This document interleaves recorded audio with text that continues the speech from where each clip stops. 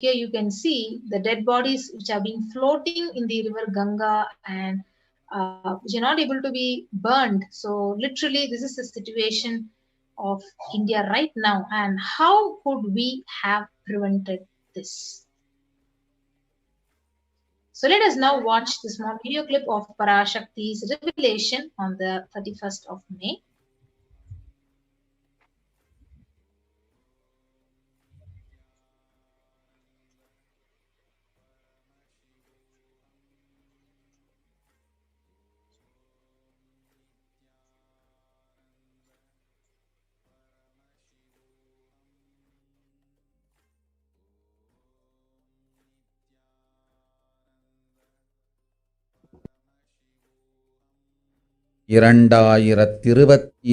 வரை இந்தியா செல்ல வேண்டாமா என்று கேட்கின்றாய். நன்றாய்த் தெரிந்துகொள், சொல்வதைப் புரிந்துகொள். இந்தப் பெருநரகமான கிருமி போஜனம் இந்தியாவிற்குள் வரக்கூடாது என்பதற்காக 2020 பாரதம் முழுவதும் 12 ஜோதிர்லிங்கமும் பாத யாத்திரை செய்திடவே என் மகன் மூலமாய் திட்டமிட்டிருந்தேன். படுபாவிகள் ஓடத்தின் மாலுமியை ஊர்விட்டுத் துரத்தினார்கள். என்ன நடக்கிறதென்று பார். முறையாக கைலாய நாட்டின் தலைவனாக நிறை மரியாதையொடு நல் மதிப்பொடு என் நிஜாவதாரம் நித்யானந்தன் திருவடி மீண்டும் பாரதத்தில் பட்டு பாத யாத்திரை செய்த பிறகு மட்டுமே நீ அங்கு செல்ல வேண்டும். அதுவரை உன்னை காத்து செல்லாதே. ஓம் ஓம் ஓம்.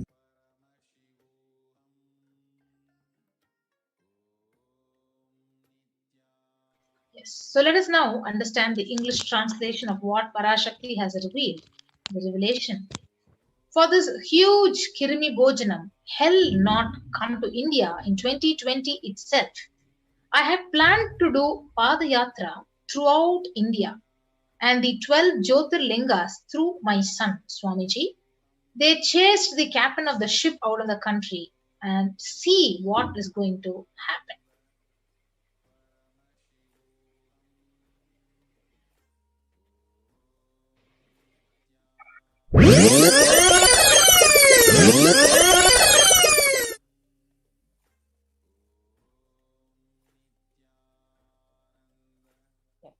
These are the revelations that the Supreme Pontiff of Hinduism had envisioned for the Padayatra in 2017 itself. Want to do 1 year Padayatra specially for this purpose in 2020. 2020, planning for a full year. I'm going to walk from Rameshwaram to Amarnath. 1 year with 10,000 people, just walking all over India to spend time with people. 2020 there will not be any program other than Padayatra and just spending time with people. Just walking. Of course, 10,000 people will be walking with me. Maybe 200 vehicles to carry our food and all the other items, transportation. Enjoying the river banks, forests, and time with nature. 10,000 people manifesting powers, walking from village to village. What do you think will happen?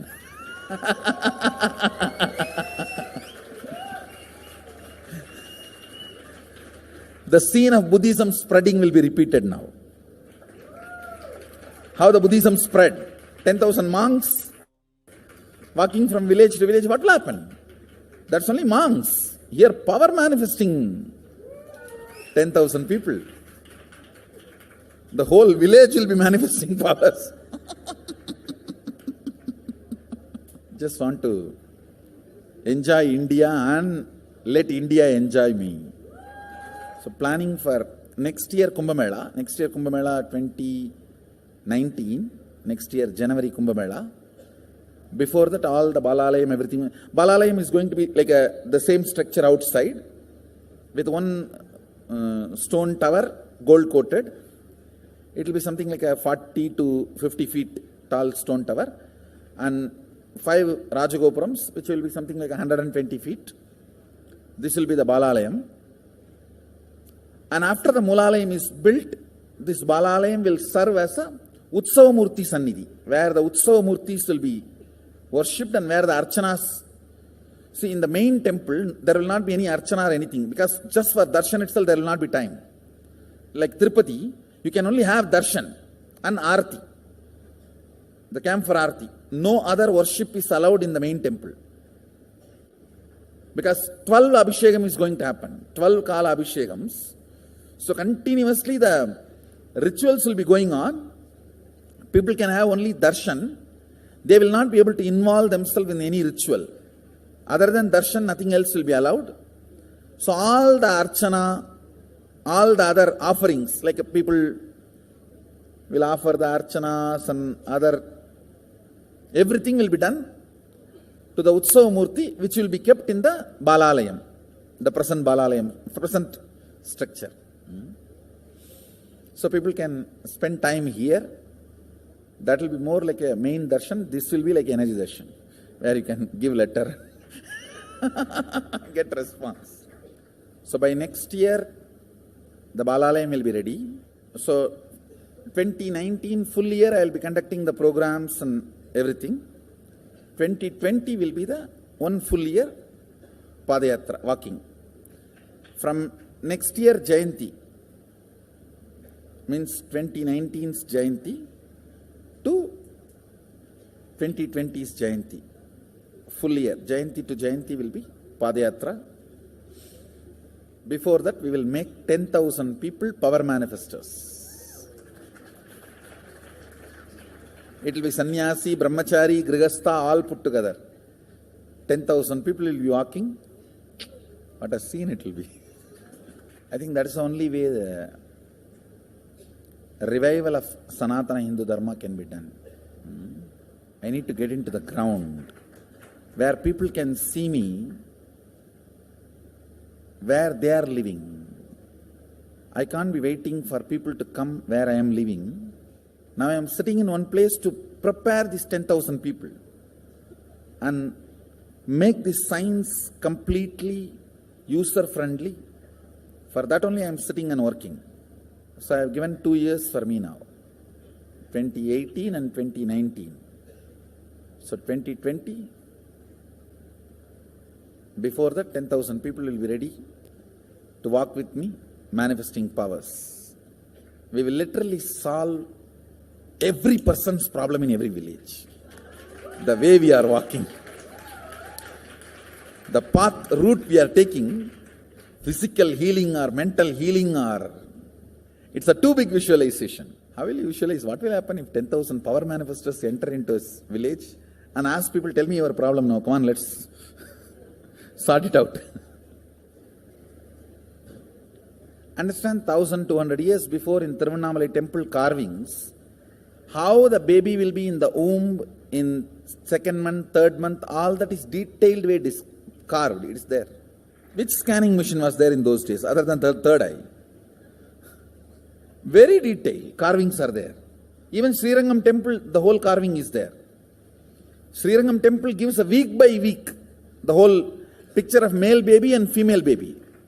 Any of you have seen that? Srirangam Rangaraja Mandapam, it very clearly portrays. There will be one Rangaranga Gopuram. In that next to Rangaranga Gopuram, there is a Rangaraja Mandapam. We have already.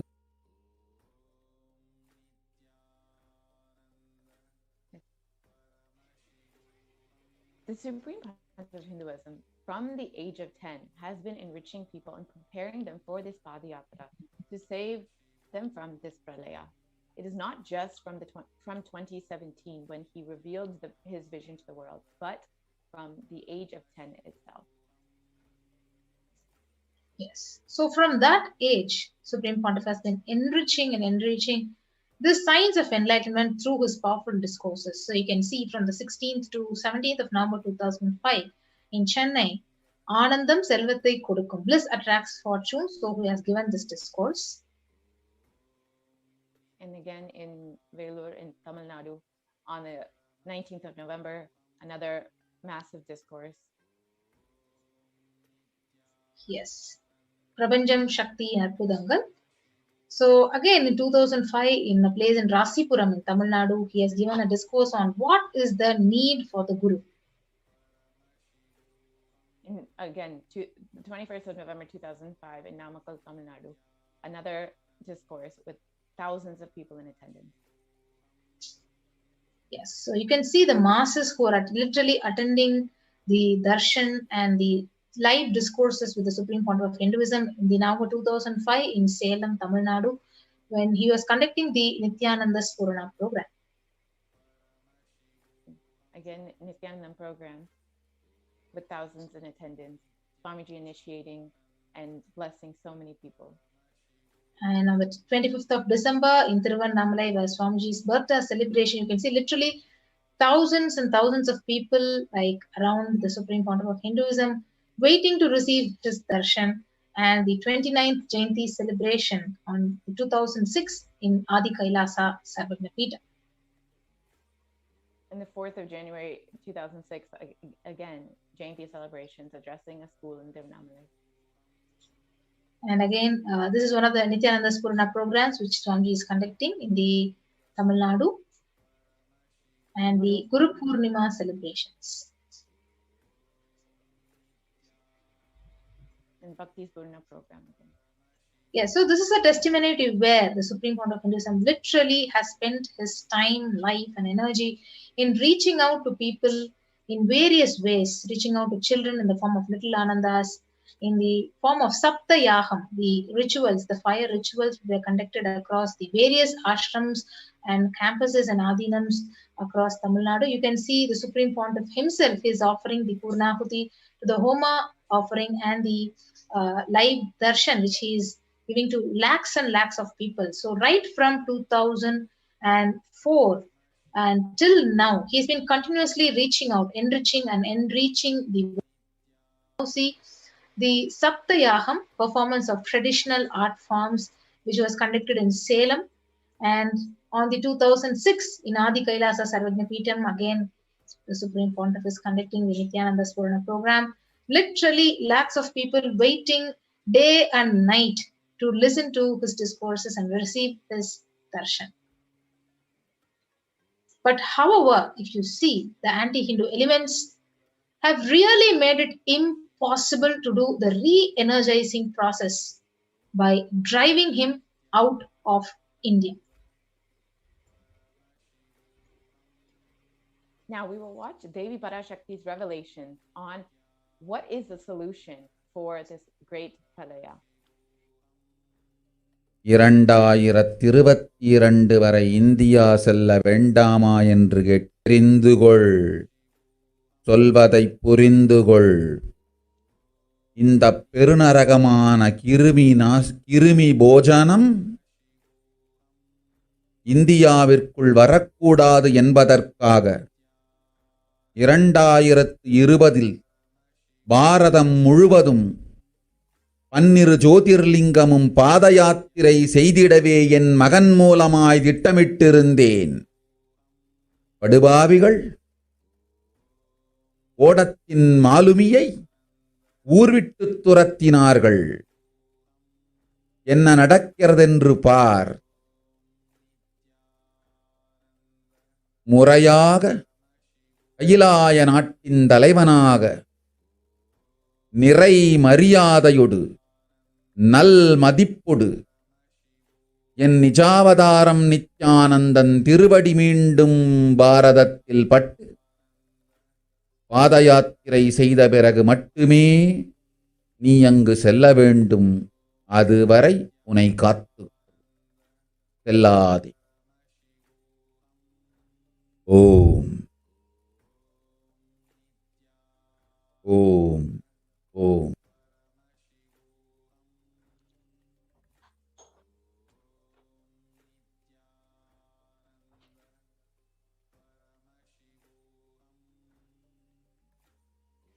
Yes, as we look around us, we see what the Vedic civilization has forewarned us. Yes, so Kali Yuga is the worst of all the four yugas, where man itself will be his worst enemy. So if you see in the Kurma Purana, ancient scripture, where the sage Vyasa he echoes the Rishi's declaration, saying, "Idam Kali Yugam Ghoram Sampraptam Pandunandana Tato Gachami Devasya Varanasim Mahapurim Asmin Kaliyuhe Gore Loka Papanuvartinaha Bhavishyanti Mahapapa Varnashrama Vivarjitaha Nanyat Pashyami Jantuna Muktva Varanasim Purim Sarva Papa Prasamanam Prayaschittam Kalo Yuge." In Yes, the Kurma Purana, the sage Vyasa echoes this declaration. The translation goes, "This Kali Yuga is the worst of the four yugas, and in all the worlds, people are sinful and forget the dharma of four varnas and the four ashramas. In fact, men are so sinful that no prescribed penance atones for this great sin. The only place which is free from such sins is the great city of Varanasi, the Mahapuri." yes. So the Kurma Purana, it states how Lord Rama, Paramashiva himself, is the avatar, and it very clearly says in this verse, Brahma Krita Yuge Devasthrethayam Bhagavan Ravihi Dwapare Daivatam Vishnuhu Kalau Rudro Maheshwaraha. Brahma is the presiding divinity or Devata for Krita Yuga. In Treta Yuga, which is the second cycle of time, it is Bhagavan Ravi, the Surya, in which appeared Sri Rama. In Dwapara Yuga, the third cycle of time, the presiding divinity is Vishnu. And in the Kali Yuga, the fourth cycle of time, the current age, the presiding deity, the avatar is Rudra, Lord Maheshwara, who is Maha Sadashiva. So on the 2nd of January 1978, Paramashiva himself, out of his deepest compassion to protect humanity, descended into the form in the Nijavatara of the Supreme Pontiff of Hinduism, Jagat Guru Mahasannidhanam, His Divine Holiness, Bhagavan Nithyananda Paramashivam. So in 1979 would have been too late. So let us now watch this video.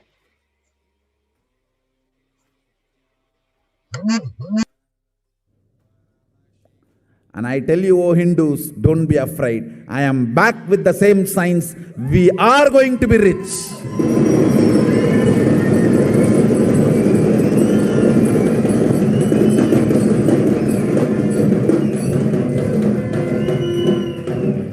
It is not lost. Just the last minute climax.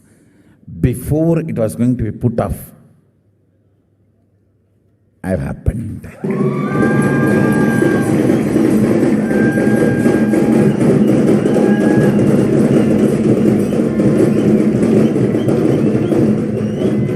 (1979) would have been late. 1979 would have been late. If I had time, I would have sent only ambassadors. Because no time, I have to get up and come directly.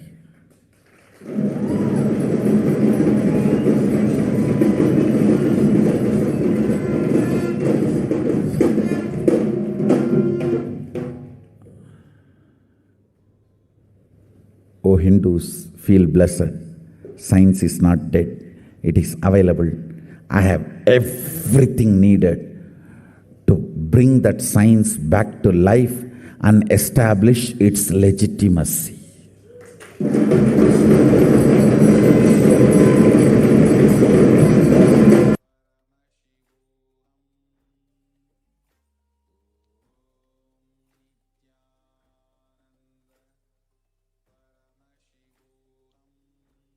Yes, the Avatar's advent on the planet was to protect the world from the great cosmic deluge and to take the humanity to the new age, the Satya Yuga, and to give that superconscious breakthrough to humanity.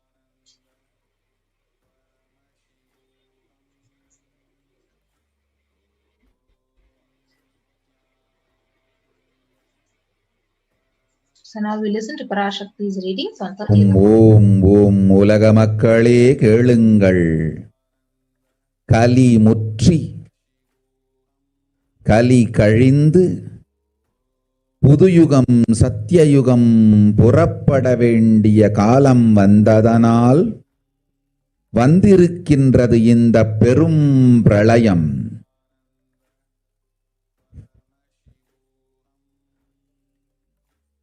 கவலை வேண்டாம்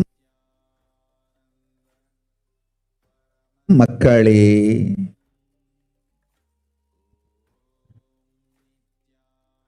நித்யானந்தன் வடிவம் தாங்கி நாமே இங்கு வந்திருக்கின்றோம்.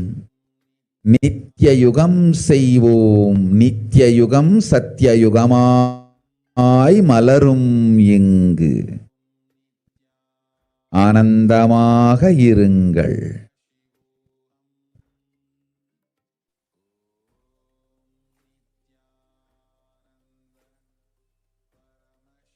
Yes. So what is the translation of Parashakti's revelation? So people have matured and over time has come for Satya Yuga to happen. So this great pralaya has come. Don't worry, people. In the form of Nithyananda, I myself have come here. I will make Nitya Yuga. Nitya Yuga will blossom as Satya Yuga. Be blissful. For this huge hell, Kirmi Bojanam, not to come to India, 2020, I had planned to do the Padayatra through India in 12 Jyotirlingas through my son, Swamiji. Yes. So in order to prepare for this, the avatar began the Padayatra at the mere age of 10 years.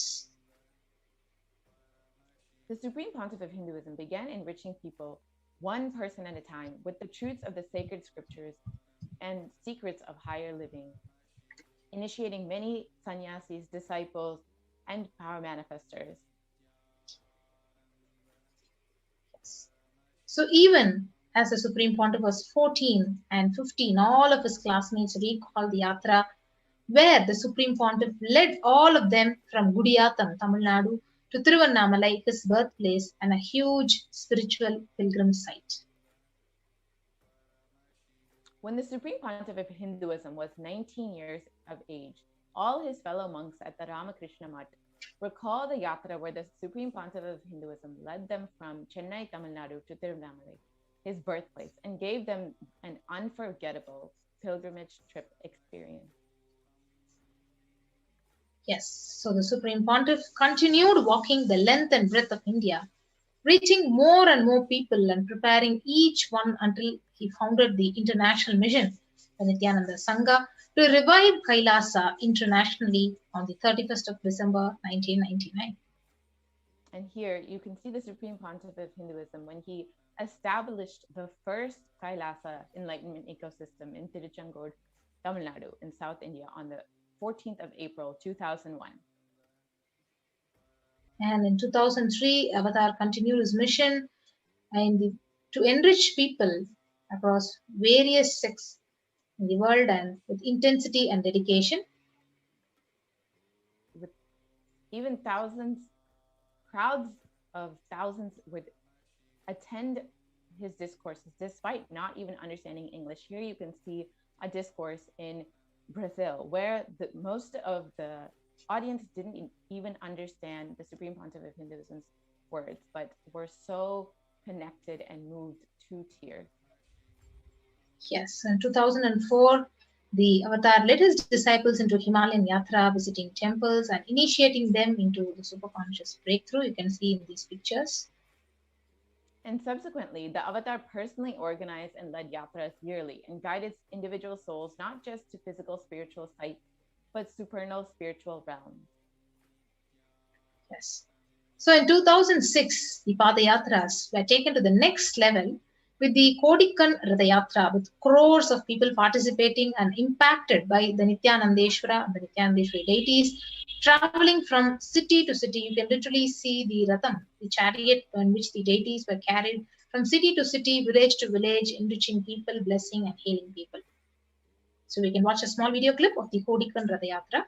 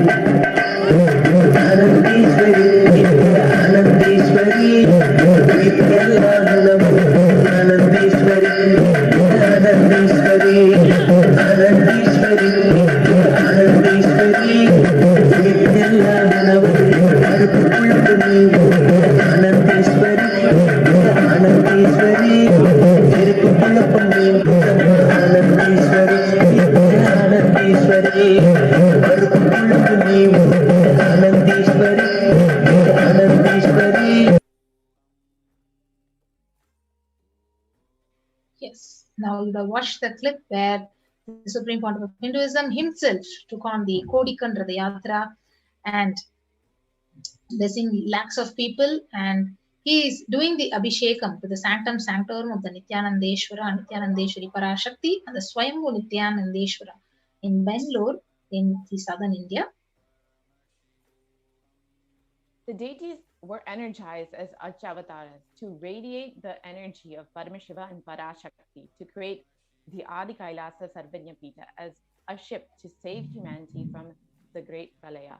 These deities that were on the Kodikan Ratha Yatra are the ones that Swamiji himself established as the main deities in Adi Kailash.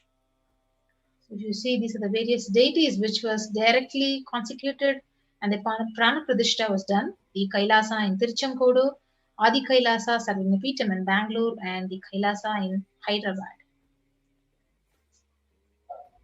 In 2008, the Avatar created and energized the Nithyananda River, the Ananda Lingam, which would protect anyone who bathes in its waters from the deadly COVID-19 disease.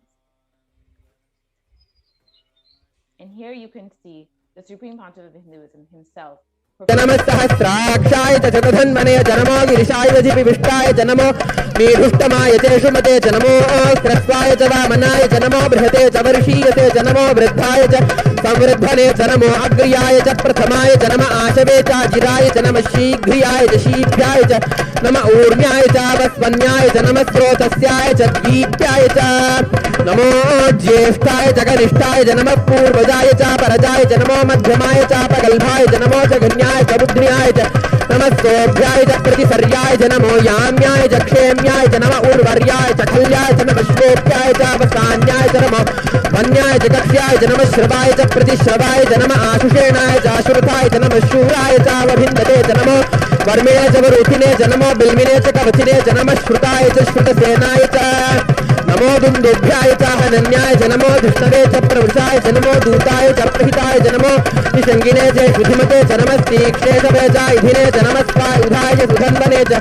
नमस्कृत्याय च पथ्याय च नमः काट्याय च नीप्याय च नमः सूप्याय च सरस्याय च नमो नाद्याय च वैशन्ताय च नमः कूप्याय च वट्याय च नमो वर्ष्याय च नमो मेघ्याय च विद्युत्याय च नमः ईर्ध्याय च तप्याय च नमो वात्याय च रेश्म्याय च नमो वास्तव्याय च वास्तुपाय च ओम नमः सोमाय च रुद्राय च नमः ताम्राय च अरुणाय च नमः शंगाय च वशुपतये च नमः उग्राय च भीमाय च नमो अग्रे वधाय च दूरे वधाय च नमो. And then in 2009, the Avatar held another Kodikan Ratha Yatra and garnered international attention, creating a movement where नित्य सद्गुरु नित्य सद्गुरु नित्य सद्गुरु नित्यने नित्य सद्गुरु नित्य सद्गुरु नित्य सद्गुरु नित्यने நின்முகம் நீனைந்து இங்கு நிர்மலமாகவே ஆனதே இதய சக்கரம் அனகதமும் இனிமையோடு திறந்ததே. நித்ய சத்குரு நித்ய சத்குரு நித்ய சத்குரு நித்யனே. நித்ய சத்குரு நித்ய சத்குரு நித்ய Sadhguru நித்யனே.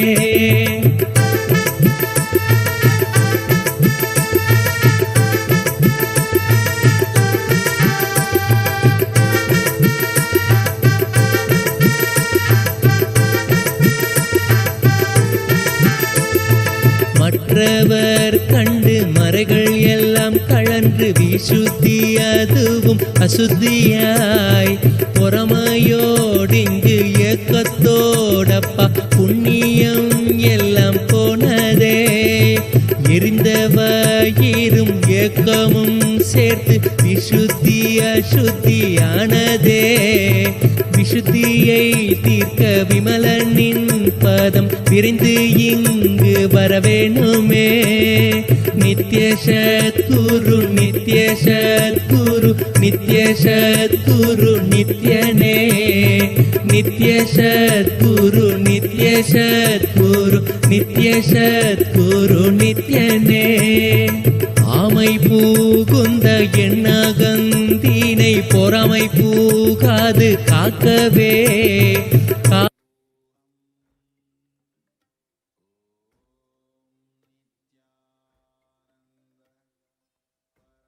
Wherever the avatar's feet have graced the planet Earth, the seeds have been sown of super consciousness. So with 1,000 and plus Kailasas ecosystems and Sarvagnapitas, billions of people worldwide, the avatar has established it, and you can see in the map Kailasa in Erode, which was the first ecosystem established by the Supreme Founder of Hinduism, the Adi Nithyananda Paramashivam. So you can see the Adi Kailasa Sarvagnapitam in Bangalore, India. The Kailasa in Tiruvannamalai.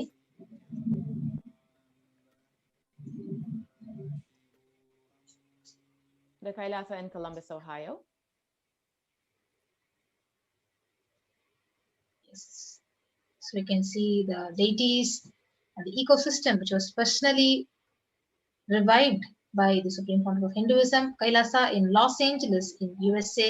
Inauguration of the Kailasa in Los Angeles. So His Divine Holiness, he inaugurated the first location for Los Angeles Adinam in the year 2005. And after the rituals took place, the devotees offered Pada Puja to him. Here are more photos of the deities in Los Angeles.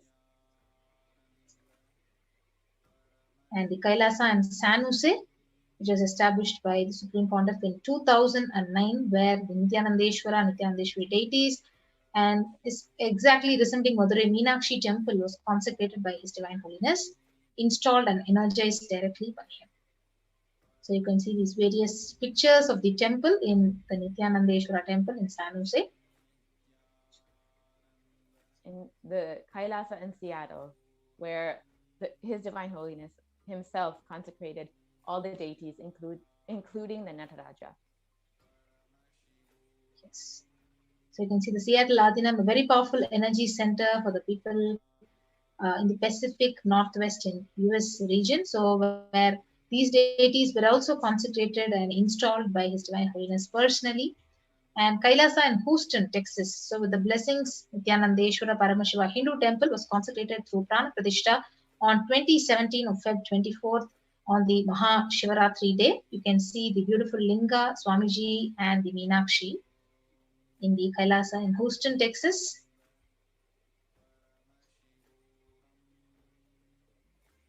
Yes, and So then these the are the Kailasa in Charlotte, USA, Charlotte, North Carolina, where the Supreme Pontiff of Hinduism blessed, as well as in New York. Yes, you can see Kailasa in Washington, DC. The deities in Kailasa in Toronto, Canada. These deities were personally carved, personally installed by the Supreme Pontiff himself. And Kailasa in Oklahoma. Kailasa in Phoenix, in St. Louis, the Kailasa in Oman Adinam, a home temple, which was called Oman Shivagangai, Kailasa in Dubai, Kailasa in London, UK, Kailasa in Scotland, in Netherlands, in Slovakia, Belgium, Luxembourg, Kailasa in Austria, you can see Kailasa in Germany, in Italy, in France, in Switzerland, in Mauritius, in South Africa, in Salem, on the 12th of November, where the Supreme Pontiff himself established this ecosystem. You can see he himself is doing the various rituals and initiating sannyasis, doing the Maheshwara Puja. And this is in the Kailasa in Hosur, which was established in February 2008. Kailasa in Pattanam, a part of the Salem ecosystem. Kailasa in Varanasi. Kailasa in Rajapalayam, which is one of the most important ecosystems in Tamil Nadu. Kailasa in Rajapalayam, where Swamiji himself is conducting the sessions, the homas, and healing people. Kailasa in Hyderabad. Kailasa in Kerala. And Kailasa in Gujarat, the Yogini Sarvajnapeetham. Kailasa in Thiruvanmiyur. Kailasa in Tirunelveli, Alangulam in the southern part of Tamil Nadu. Kailasa in Chennai, Tambaram. Kailasa in Chennai, Avadi. And you can see these various deities. Kailasa in Melbourne, Australia. In New Zealand. Kailasa in Singapore. Kailasa in Kuala Lumpur, Malaysia. Kailasa in Guadeloupe. Yes. So Supreme Pontiff has literally created the sovereign order of Kailasa with thousands of sannyasis with no discrimination against the caste, creed, and religion. Yes. So this shows how the Supreme Pontiff has literally spent his life, his time, his whole energy to enrich humanity just to revive the Sanatana Hindu Dharma and to protect the humanity. So with that, we'll be coming to an end of this segment and we'll be moving on to the next segment of this program after a short break. So thank you everyone. We'll be right back after a short break.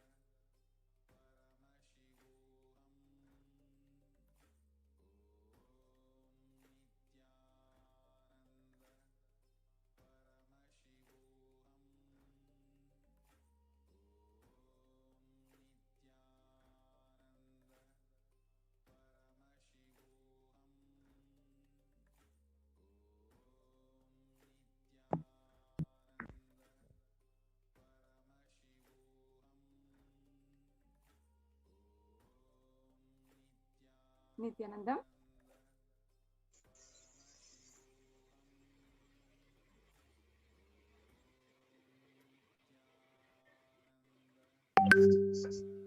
Nithyananda, everyone, welcome back. Yes, we'll be moving on to the next segment of this program. How can we offer our deep love and gratitude to Parashakti when she's right there giving us the darshan and revealing the truths and Akashic readings for us? Yes.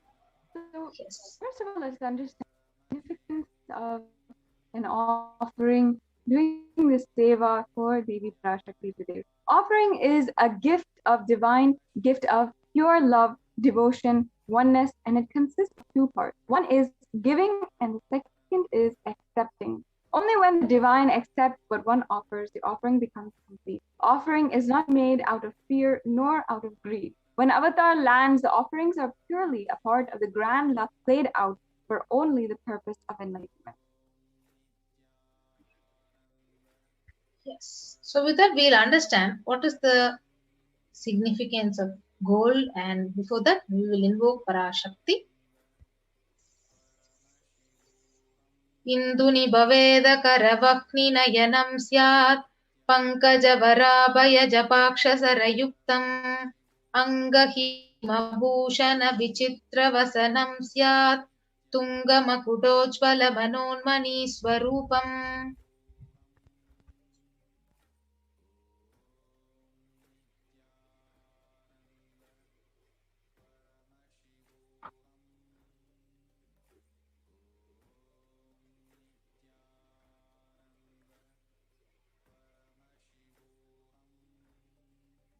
Yes. So Yes, moon-like the face. Yes, ma'am. sorry, Go ahead. I'll just like the moon-like face, holding Veda's books on fire, and in eyes, with lotus flower gracing and blessing hands, and one hand with the japamala, beautifully decorated with the jeweled ornaments in wonderful clothes and shining Bing crown. Her name is Manonmani. This is from the Moola Agama, Manonmani Dhyana. Yes, we have the next Dhyana sloka from the same Moola Agama of Manonmani Dhyana. Dhyaye Devim Trinetram Sashini Bhavadanam Veda Hastam Dadanam Savye Padmam Varadama Pare Chapayam Chakshamalam Divyairabharanai Vibhushitadanum Brahmadi Pujitam Devi Meva Manonmanim Pratidinam Kamarta Datrim Shubham.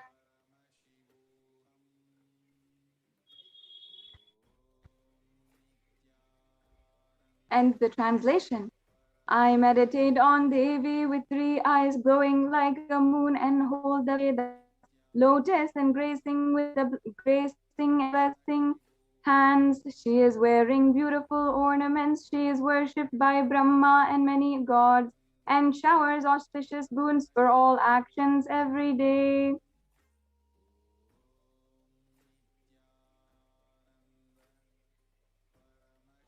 Yes. So let us understand the significance of the divine element gold. So the Atharva Veda beautifully says, triply born by birth is this gold. From the atoms of Agni is one. It becomes dearest to Agni. One fell away from the Soma when it was heard. One they call the seed of virtuous and powerful watery molecules. Let that triple gold be for your long life. So gold is a divine element. It purifies anything it touches. It is an element of spiritual significance and great spiritual power of enlightening and healing. The vibration of gold has the power to infuse sattva energy and positive thought currents in anyone who wears and anyone who sees or operates in its vicinity.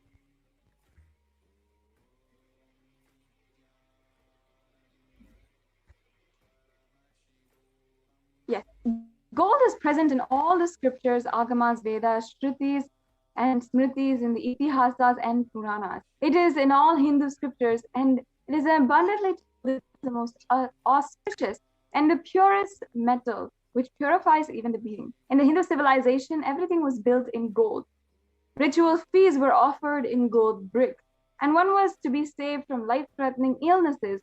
Gold was to be offered as a ritual fee. Gold was in an abundance used for weighing equivalent amounts of commodities, including cows. Kingdoms were built with huge doors of gold, and the streets would have huge columns and huge archways made of gold. Horses, cows were dressed in gold.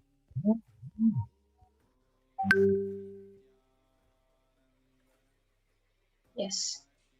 So Hindu civilization thrived on the banks of rivers of gold. Indus River was called Hiranmaya. In Rig Veda, the river Saraswati was called Hiranyavarthini in Atharva Veda. Gold is the supreme element for offering gifts to the ones you love and revere. Temples are constructed and paved in gold. Deities are made in gold, decked and adorned in gold because it preserves the enlightenment energy for thousands of years and it lasts forever. Yes. So now let us chant the brief Shastra Pramana for the E-Hundi. Yes. So the first offering is E-Hundi offering. So Bhakti Priya Bhakti Gamya Bhakti Bhashya Bhayapaha Shambhavi Sharadaradhya Sharvani Sharmadayini. And the translation: Devi is fond of true devotion and realized through true devotion. She can be won over through true devotion and she removes all fear. Yes. So if there is any fear in the minds of devotee, Devi is sure to remove that fear. And it is stated that Devi likes to be worshipped in autumn. Here it is meant that autumn of our lives, when thoughts turn more and more inwards, the role of the divine is known and understood very clearly. So the need for Devi worship becomes stronger. So you can offer this E-Hundi offering at any amount at your own capacity to Parashakti and receive her blessings. So you can offer your gratitude and devotion by offering your Kanikai, especially, and your name will be chanted out when the puja is offered to Parashakti. So this E-Hundi offering is also available as a super chat and super sticker option in the YouTube live stream, which will be guiding you into a walkthrough after we read out all the sevas. The next offering is the Sankalpa chanting. So I'll be reading out the Shastra. Tayaitan mohyate vishwam saiva vishwam prashuyate saya chitta cha vijanam tushta rudim prayaschadi. The goddess enchants this universe and she herself gives birth to this universe. That goddess, being prayed without interest in anything, gives the knowledge that leads to salvation, and she gives wealth in materialistic sense. So this is the Sankalpa for offering, this is the Pramana for the offering of Sankalpa. Yes. So you can offer the Sankalpa, the conscious resolution, and receive the blessings of Parashakti. So you can go to the tiny.cc/Devi-offerings and actually list out all your names, your family members, your friends, whoever you want to offer this puja. You can post your names and your names will be chanted in the Sankalpa, during the Sankalpa chanting, and the puja is offered to Parashakti. So this Sankalpa chanting is only $1. So you can make use of this opportunity to get the blessings of Parashakti. So the next offering is the offering of Sahasranama Swarna Kasu. So the Lalita Sahasranama verse, it says, Nama Parayana Prita, means she who likes the repetition of her various names. Yes. And this offering of 1008 names of Devi Parashakti, it's a very special and unique Archana offered to Mahameru of Devi Parashakti. You can offer a gold coin inscribed with each of the 108 names and receive the blessings to have the Ananta Kalyana Gunas. All the divine qualities of Devi Parashakti will be graced upon you. Yes. So you can offer this golden coin, which at three sizes, $75, $151, and $251. The next offering is the offering of Mukta Anguti, the finger ring with a pearl, to Parashakti. So the Meenakshi Pancharatnam, it beautifully says, Muktahara lasat kirita ruchiram purnendu vaktra prabham shinjannu pura kinkini manidaram padma prabhabasuram sarvabhishta falapradam girisutam vanirama sevitam Meenakshim pranatosmi santatamaham karunyavaram nidhim. And I'll be chanting the translation in English. I bow down to the goddess Meenakshi, whose crowns has garlands of pearls and face shining like the full moon, who wears anklets that are studded with gemstones and has small bells, who is shining like the splendor of a lotus, who grants all the wishes, the daughter of the mountain, who is worshipped by the goddess Vani and Rama. I remain ever bowing to the goddess Meenakshi, the ocean of compassion.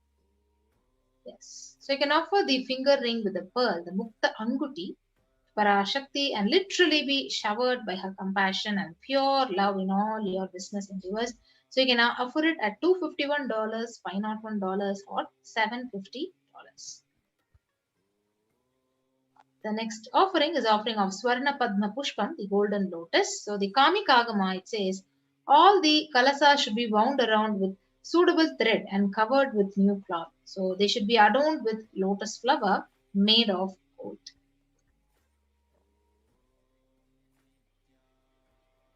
And there are hundreds of scriptural references for using lotus in the worship of Paramashiva. Almost everything in the worship of the ultimate involves the consecration of deities of worship, or meditating on the mudras and asanas used during worship involve the lotus flower, the lotus leaf, the lotus pericarp, and the lotus petals. The lotus is a very divine flower. The Shakti of Paramashiva is also called a lotus, and the base of Paramashiva Linga is a lotus. The disciple of Paramashiva is considered as a lotus, about to bloom. And you can offer the gold lotus in any size you wish to be blessed, to have the state, space, power, and being of Devi in your inner space amidst any and every adversity in your life. Yes, so Swarna Padma Pushpam, you can offer at $600.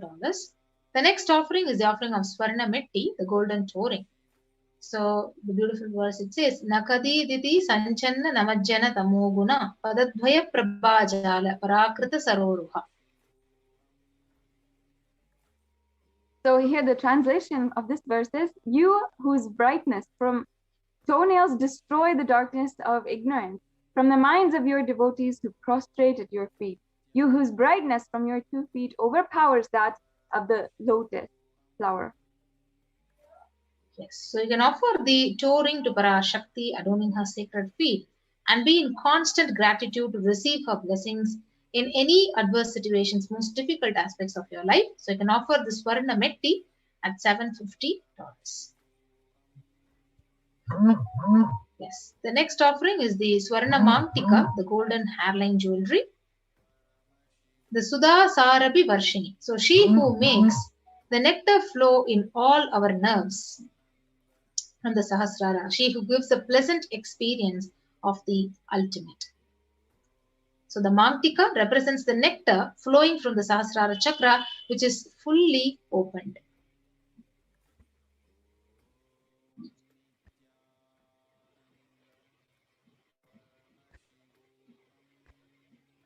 So you can offer the Swarna Mangtika, the golden hairline jewelry, to Devi Parashakti and receive the blessings of achieving the blissful state of overflowing gratitude and space of complete completion. So you can offer the Swarna Mangtika at $750. Yes. So the next offering is the offering of Pratyaksha Pada Puja. So the Saundarya Lahari, Sloka 83, it says, Nakadiditi sanchanna namajjana tamo guna padadvaya prabhajala parakrita saroruha. The translation goes, the illumining splendor of Devi's toenails dispel the darkness of ignorance in the devotees prostrating at her feet. Her feet defeat the lotus in beauty. The shloka is number 83 of the Saundarya Lahari, which states that the nails have sharpened by constantly being touched by the crowns of celestial beings who always prostrate before Devi. Tamoguna is darkness, and in this stotram, tamas is indicative of kinds of devotees, and by constantly prostrating at the feet before Devi, their ignorance is removed and they attain knowledge. Offering the Pratyakshapada Puja, the Yajaman will have all of the auspiciousness and blessings of the Supreme Pontiff of Hinduism. Yes, so you can offer the Pratyakshapada Puja to receive the blessings. So we have the upcoming Guru Purnima Pratyakshapada Puja in the next month. You can avail this opportunity to offer it to the Supreme Pontiff of Hinduism at $1,008.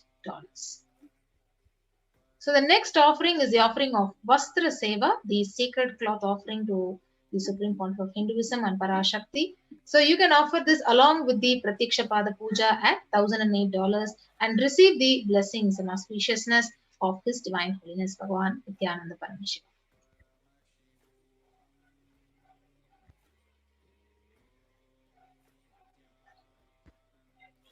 Yes. Yes, ma'am. So this is a summary of offerings that you can offer today, and make sure that you have the auspicious blessings of Devi Parashakti.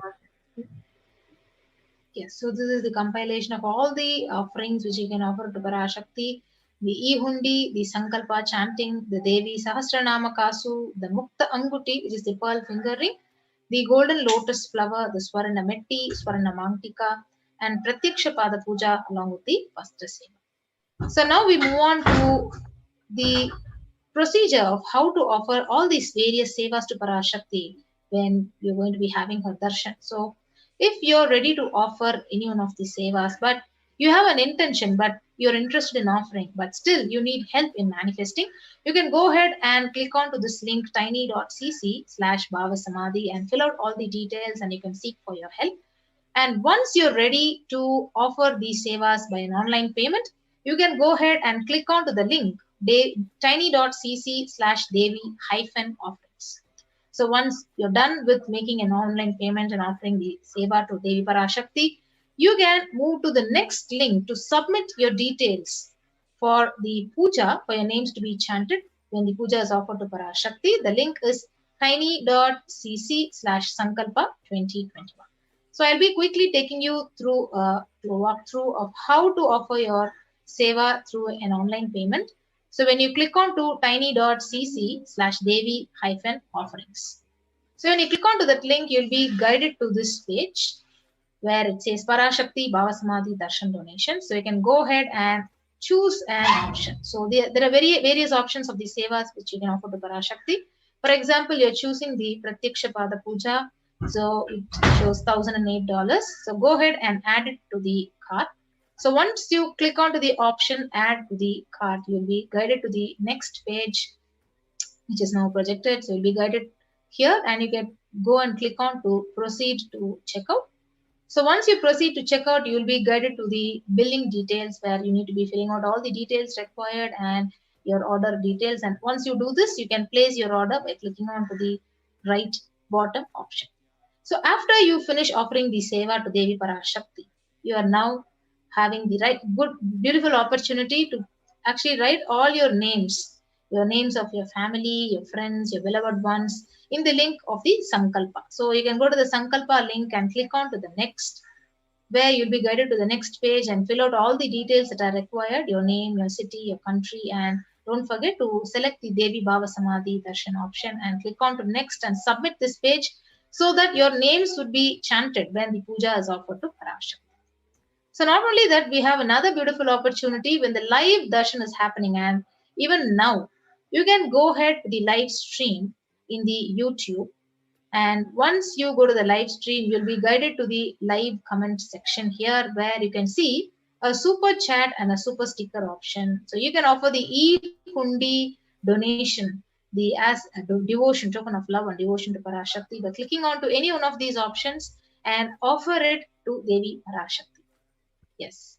So with that, we come to the conclusion of this part of this segment of this program, and we'll be quickly moving on to the next segment of the program after a short break. So thank you, Nithyanandam.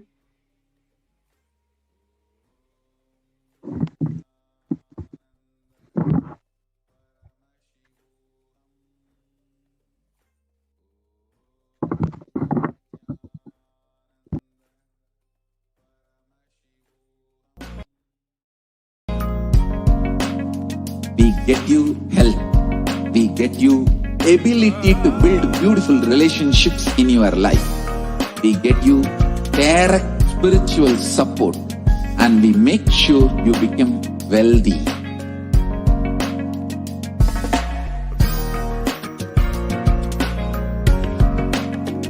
We won't stop giving you just good life. We will literally not stop till you live enlightened life. Manifesting the state of Paramashiva, space of Paramashiva, powers of Paramashiva, being of Paramashiva.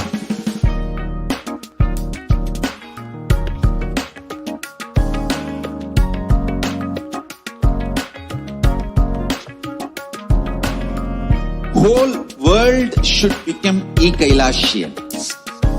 I want the whole world to know Hindus have something great to contribute to the world.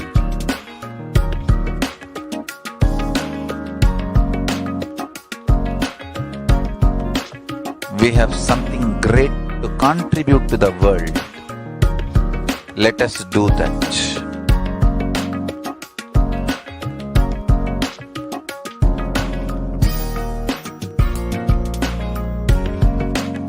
Kailasa is proper customized spiritual service helping you to identify your root patterns of suffering. We have perfected the science of helping every individual from every cultural, religious, nationality background.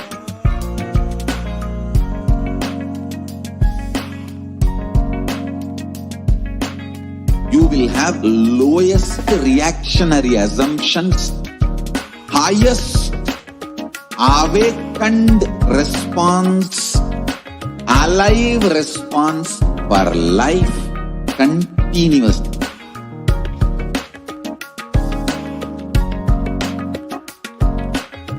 Kailasa is enlightenment ecosystem, literally enlightenment itself in your own home, wherever you are. Proper customized spiritual service helping you to complete with your life negativity. Withdrawal from life, self-hatred, self-denial, self-doubt, so much of tiredness, laziness. We can support you aligning your diet, your attitude, your aptitude, your understanding about life. We can help you with everything.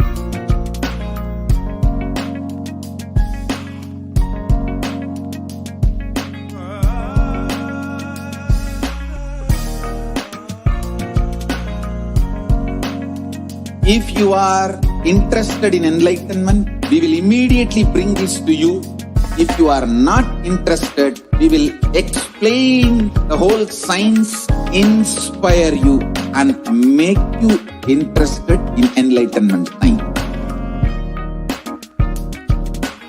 We need to cater this enlightenment science to the whole world wherever they are, because enlightenment is the birthright of all human beings.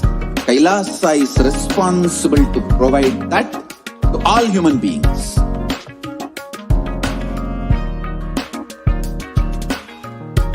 Kailasa is the totality of the knowledge I received from my gurus and practice manifested in my life, perfected by teaching millions of people from all cultures, time zones, backgrounds, genders, nationality, race, from every creed.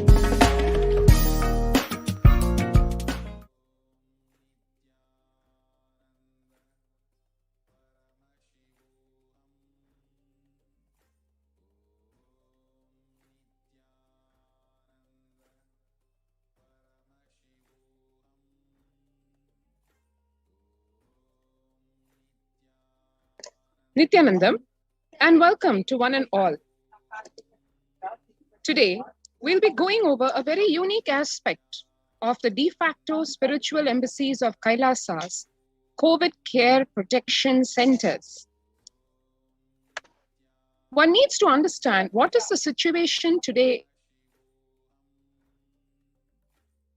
in the world in terms of health and people's lives.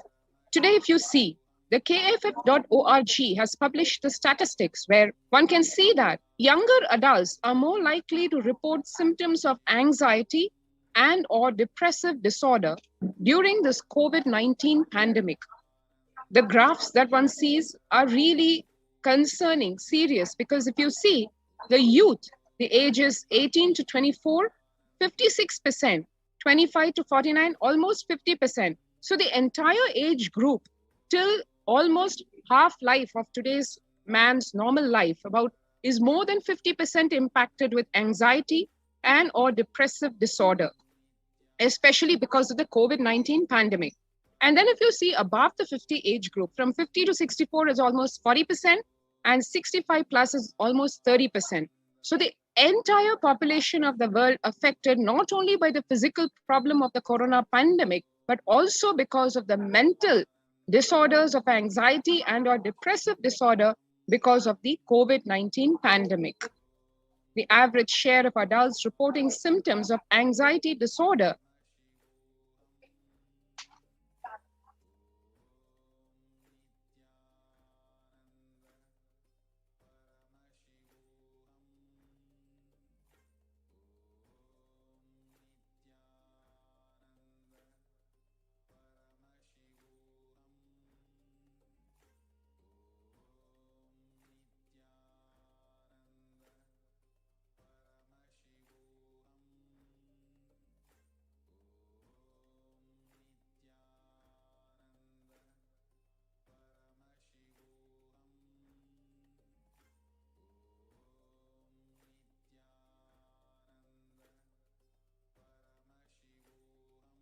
the average share of adults reporting symptoms of anxiety disorder and or depressive disorder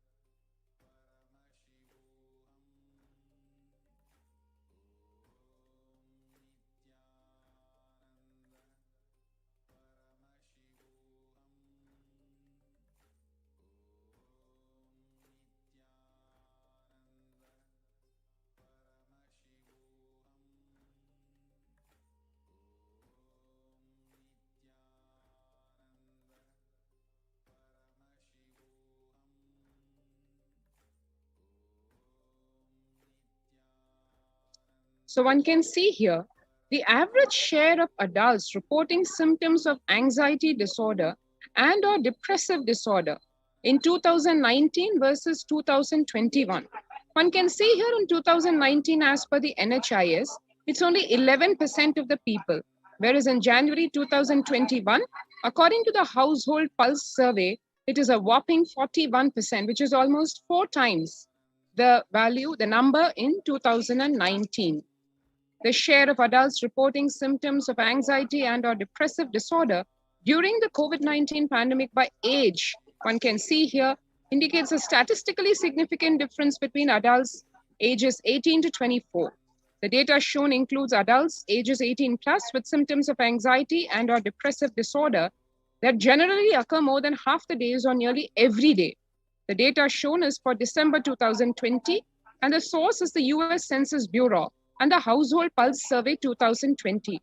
One can see here, 56% of the ages 18 to 24 adults, 48.9% in 25 to 49, 39% in the age group 50 to 64, and 29.3% in the ages 65 plus.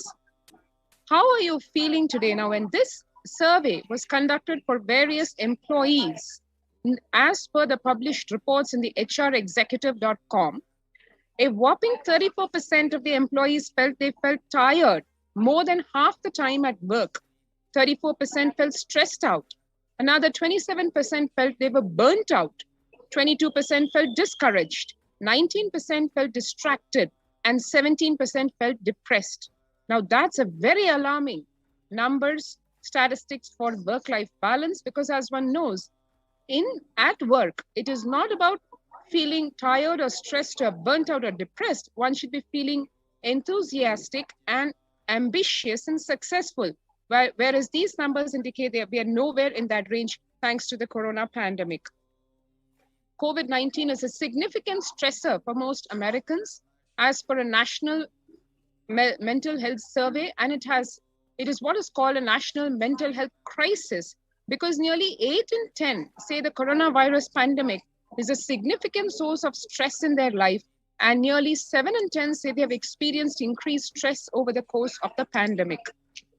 1 in 4 essential workers, which is 25%, are diagnosed with mental health disorders since the start of the pandemic. This is as per the American Psychological Association.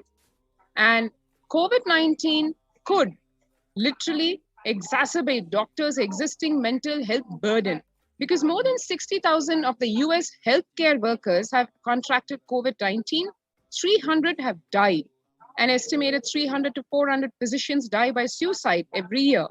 Of the health workers who treated patients during China's COVID-19 outbreak, 50% showed signs of depression and 45% showed signs of anxiety, according to just preliminary research. Self-reported mental health among pregnant women and new mothers, what it indicates is, before the COVID-19 pandemic, 15% reported depression and 29% anxiety. But during the COVID-19 pandemic, that number has grown to almost 41% of pregnant women facing depression and 72% feeling anxiety disorder. Now, that's not good news for either the mother or for her yet to be born baby. The US cases of depression have tripled during the COVID-19 pandemic. A large study finds a dramatic increase in the number of adults in the United States reporting symptoms of depression during the COVID-19 pandemic. The number of adults experiencing depression in the US has tripled, according to a major study. Researchers estimate that more than 1 in 4 US adults now report experiencing symptoms of depression. Before the pandemic, 8.5% of US adults reported being depressed. That number has risen to 27.8% as the country struggles with COVID-19. One can see here, 76% of the US employees are currently experiencing just plain worker burnout. 57% say worries about COVID-19 have been a contributing factor, and 33% say comparatively worries about political issues have contributed to their burnout. So almost double the number of people are more worried about the COVID-19 pandemic and its impact than even political issues. COVID-19's impact on the mental health shows 78% of the global workforce says the pandemic has negatively affected their mental health. 85% say their mental health issues are causing sleep deprivation, poor physical health, reduced happiness at home, strained family relationships, or isolation from friends. 68% of people would prefer to talk to a robo over their manager about stress and anxiety at work. 76% of workers believe their company should be doing more to protect the mental health of the workforce. So one can see here, even in the workforce, a massive, almost 80% of the people of the workforce expects to be given mental health support. The young workers are hit the hardest. As we are seeing, ages 22 to 25, 89% of the youth impacted, 26 to 37, 83%. And then as we go into the closer to middle age, 38 to 54, 73% impacted, and 55 to 74, the elderly age group, 62% impacted. The younger respondents were more likely to say that the pandemic has had a negative effect on their mental health. Now, this information, this survey is based on oracle and workplace intelligence. So one saw where we are in the world today with mental health, stress, burnout, depression, anxiety, depressive disorders. The world literally plagued by it because more than 50% of the population and more than 50% of all the age groups is being impacted not only by the corona pandemic, but also by the accompanying mental health disorders and causing a mental health crisis. Now, this is exactly what the Supreme Pontiff of Hinduism, Jagat Guru Mahasannidhanam, His Divine Holiness, Bhagavan Nithyananda Paramashivam, in his Devi Parashakti Akashic readings had warned months back, and what the Supreme Pontiff of Hinduism, Nithyananda Paramashivam, had himself warned in satsangs over more than 2 years back about the onslaught of this corona pandemic and how it would be a pralaya that would engulf the planet, and how to save oneself from its after effects, and how this pralaya is today eating the whole planet, putting people in tremendous panic and worry. What do we do to counter that? Let us see from its very grassroots in terms of what the Supreme Pontiff of Hinduism has done for years to prepare humanity, not only to handle this pralaya, but also to take, even at this time, the leap, quantum leap into super consciousness.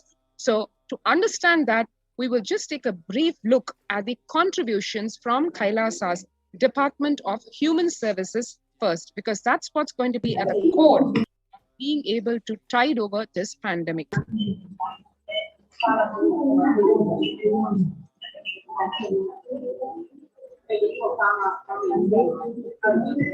The Kailasa's Department of Religion and Worship, in collaboration with the Department of Human Services and each of the Kailasa's temple ecosystem, consider the right to happiness as the highest right to all the humans. The ultimate goal of Hinduism and Kailasa, which is spearheaded and led by the Supreme Pontiff of Hinduism, Jagat Guru Mahasannidhanam, His Divine Holiness, Swamiji, is the material and the spiritual well-being and prosperity for the entire humanity. Kailasa is a place where everything related to super consciousness is revived. All the sampradayas, all the spiritual ecosystems created for enlightenment will be revived and established in such a way that it never gets lost again. Forever serving the humanity is the only goal of Kailasa. Now, what we are seeing is an amazing picture from 2006, 21st of October, where the Supreme Pontiff of Hinduism, along with the peacekeepers of Kailasa and the children of Nithyananda Gurukul, celebrating the auspicious occasion of Deepavali. And you can also see the peacekeepers of Kailasa following a meditation under the sacred banyan tree, the Kalpa Vriksha. This is from 2018, where the peacekeepers of Kailasa and participants of Paramashivoham meditation program take part in the celebrations of traditional flag hoisting ceremony. And this is from 2006, where the Supreme Pontiff of Hinduism conducting the Nithyananda Spurana Convention, which is Life Bliss Program Level 2, a meditation workshop that was conducted in Chennai, India. Everywhere you can see how thousands of people are benefited by all the work and the contributions from the Supreme Pontiff of Hinduism. And what you're seeing here is 26th of May 2006, where the peacekeepers of Kailasa and the Supreme Pontiff of Hinduism on a Himalaya Yatra, which is actually a sacred pilgrimage to Himalaya mountains and up the Kaveri, up the river Ganga. Yes, so this is very interesting picture. In 2011, the temple ecosystem of Tiruvannamalai serves as the driving factor in maintaining the lifestyle of health, wealth, well-being of the denizens of Tiruvannamalai, one of the remaining living temple ecosystems. That is what the Supreme Pontiff of Hinduism is reviving till today, the Arunachala Sarvagya Peetham. Yes, and this is from Paramashivoham meditation workshop, in 2018, where the peacekeepers of Kailasa and the participants of Paramashivoham program partake in traditional puja or the ritualistic worship. Yes, so this is a beautiful picture where you can see the Supreme Pontiff of Hinduism is leading the peacekeepers of Kailasa to take part in the Karaseva.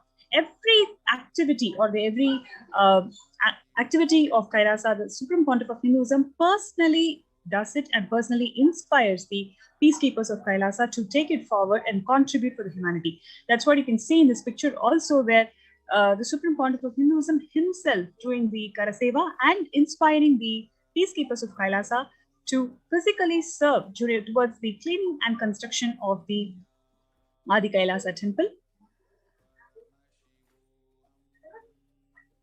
By sheer hard work, the Kailasa ecosystems are all established and functioning and serving around the world. Almost in all the continents, you can see how beautifully the Kailasa ecosystems are flourishing and contributing to the humanity.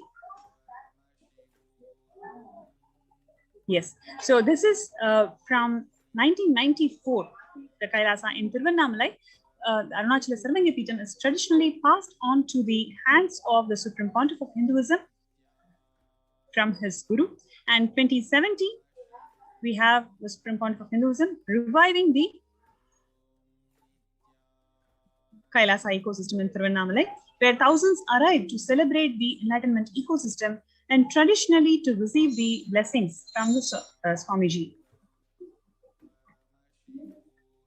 Similarly, Kailasa ecosystems are established all around the world, including Los Angeles in California, where a 25,000 square feet temple complex housing 80 plus deities is established, and it is one of the largest Hindu temple ecosystems of the world. And this is from Kailasa in Columbus, Ohio, where the first temple established by the Supreme Pontiff of Hinduism outside India. The temple physically came to life in just 9 months. The chief presiding deities of the temple are Devi Nithyanandeshwari and Sri Nithyanandeshwara. And this is from Kailasa in Seattle, housing the blissful dancing form of Ganesha and the largest living Nataraja deity outside of India.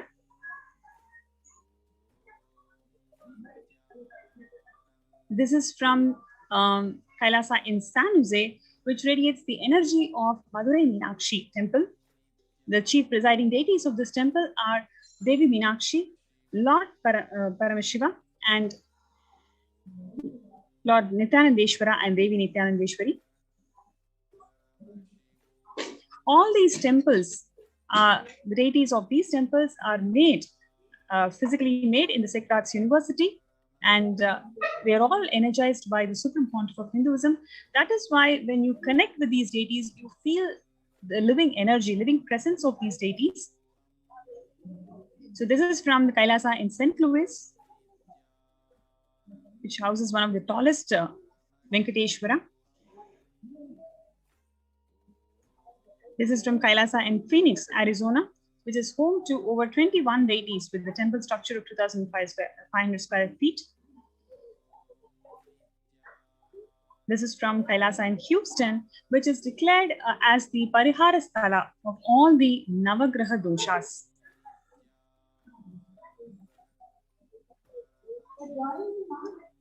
This is the Kailasa in Toronto, Canada, which was inaugurated in July 2011. And it houses all the 63 Nayanmars and 18 Siddhas as the deities. And especially in terms of Kailasa in Toronto, which is active and alive, contributing to the community since 2011 onwards. And it is blessed to radiate the superconscious energy of Kailasa. And the Kailasa goes on providing various temple services to the community, including Annadan, traditional Hindu ceremonies, etc. Now, one of the things that these temple ecosystems provide to the community is the opportunity to do the spiritual routine during the Brahma Muhurta and its effectiveness in overcoming the pandemic fatigue. So before we go to the segment, let's have a short break and we'll be right back.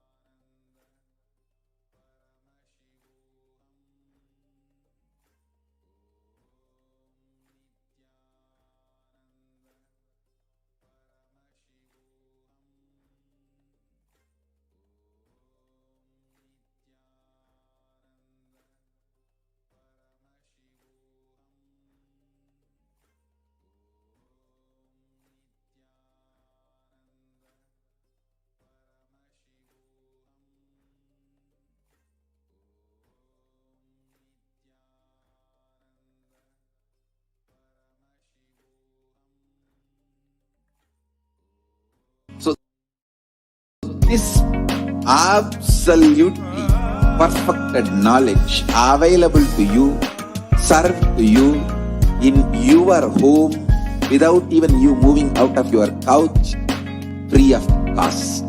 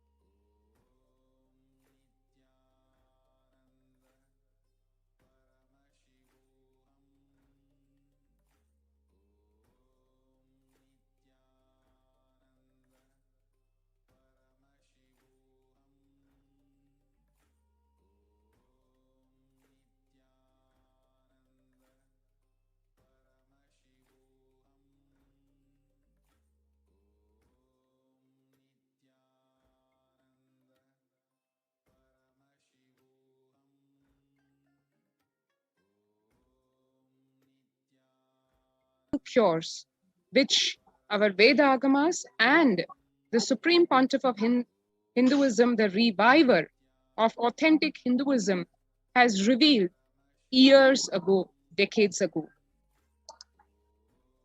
What are the revelations to the world today by Devi Parashakti? First, let us see. I came as Nijavatara. I am blessing you. Listen. People, listen. To do good to all of you, I have taken the form of Nithyananda and came down as Nijavatara. People of India, listen. Carefully listen. Time after time, Bharatam is Jnana Bhumi, where enlightened beings come. We cannot make Jnana Bhumi as infertile. Enlightened beings have to come. They have to live. It has to flower. Few hypocrites because they are stuck in delusion. We cannot sacrifice the world. Cosmos cannot be destroyed. The ship I did to save the cosmos from being destroyed, that is called Adi Kailasa. The ship I did to protect beings from Pralaya is Adi Kailasa because of conspiracy of Drohis and enemies' rule. The captain has to leave the ship. 12th May, Devi further revealed, before 12 years, knowing the great deluge that is going to happen, all Aushadhas, by this Guru Purnima, that Jnana Rasavadam, Navapashana is going to flower. Allow people to come and take dip in the Navapashana flower. People, whoever comes and dip in Vaidya Sarovar, they will not have deaths. They will not have corona. Crores and crores of people will come in line. Every day they will come and dip in Ananda Lingam. Listen well to my words, Devi continued. For India, I made ship as protection. The Nithyananda Navapashana Lingam in Vaidya Sarovar. Go to Adi Kailasa. O Indians, listen. All those regretting losing Nithyananda Nijavatara without confusion and without talking just as lip service, go to Adi Kailasa. Crores of people will come there looking for health, Navapashana water feast and medicine to get health and protection and enlightenment. To protect India from the great destruction, I, Parashakti, made this huge ship. Even if captain is not there, ship is there.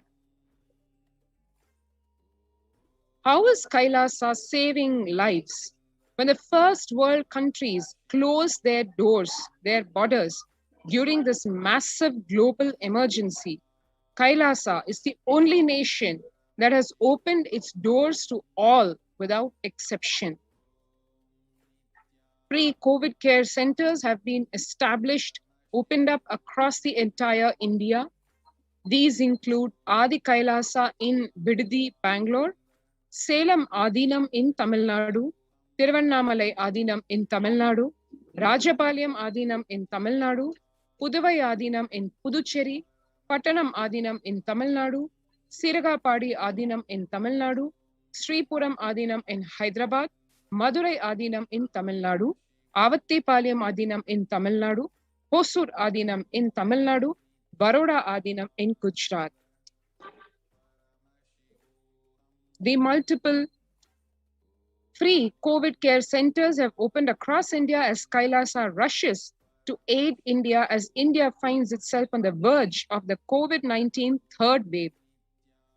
Various humanitarian services offered during the pandemic in Kailasa's de facto spiritual embassies across India, spiritual services offered during the pandemic in Kailasa's de facto spiritual embassies across India, and cosmic revelations being made on the global pandemic. The free humanitarian services offered during this pandemic in the de facto spiritual embassies across India include medical care in the form of allopathy, Ayurveda, and Siddha medicines, infrastructure to accommodate thousands of people, accommodation for multi-layered quarantine, emergency ambulances, ICU on wheels, personal protective medical equipment, food security management through food banks, and organic farming to sustain that sattvic vegetarian organic diet. This is just a few of the glimpses of what happens in the COVID care protection centers and why you should join the COVID care protection center by registering through the link https://kailasa.org/Kailasa care, https://kailasa.org/KAILASACARE. Let's take a few seconds now to register ourselves at this link and join the COVID care protection centers in the various de facto spiritual embassies across Kailasa, be it Adi Kailasa in Bidadi, Bangalore, or Sripuram Adinam in Hyderabad, or any of the de facto spiritual embassies.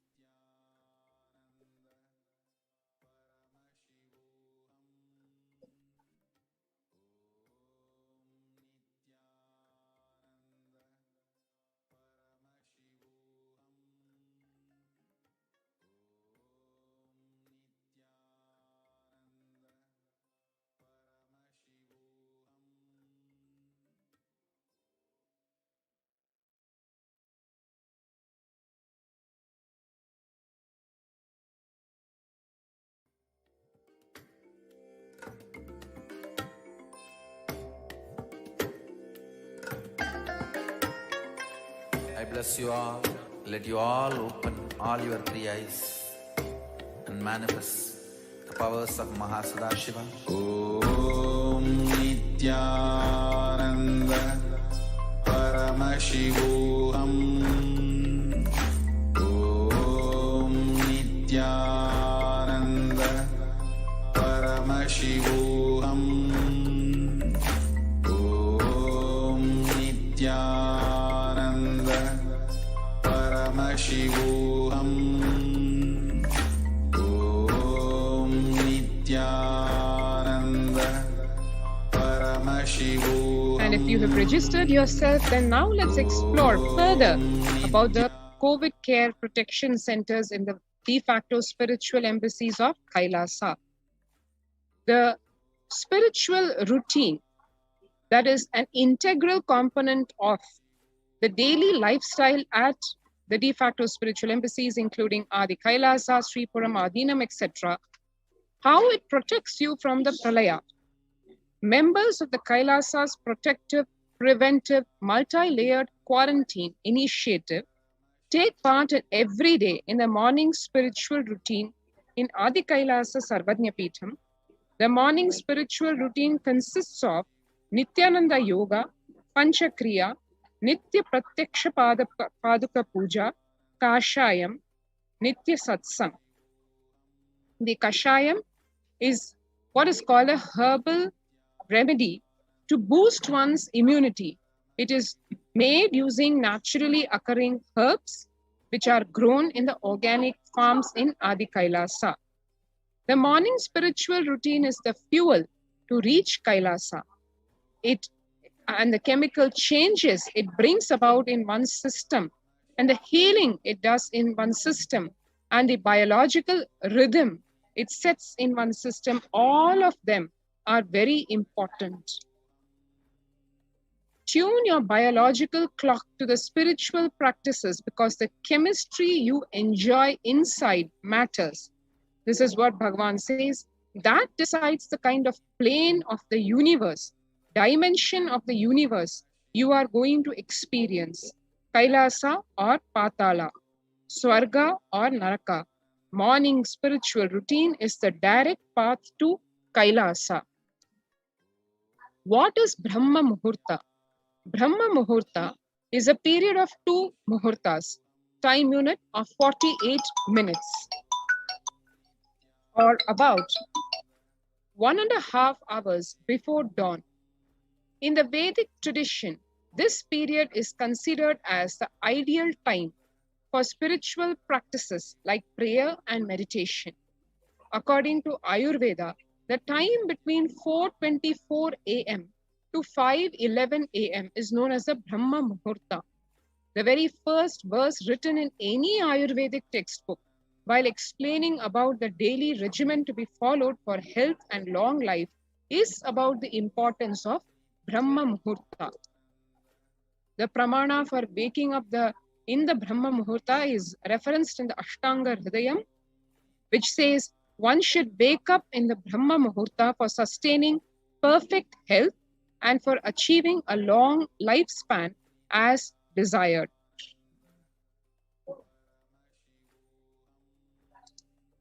The benefits of waking up in the Brahma Muhurta: at this time, a high level of prana, vital life energy, which is necessary for the body, is adequately present in the atmosphere. The activities of the entire world, and especially of the living beings, are yet to be started. Hence, the pollution is at its minimum.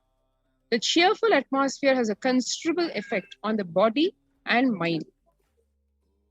Ayurveda has given a deep thought to the daily routine, which when followed aligns our day perfectly to express our maximum potential and capabilities.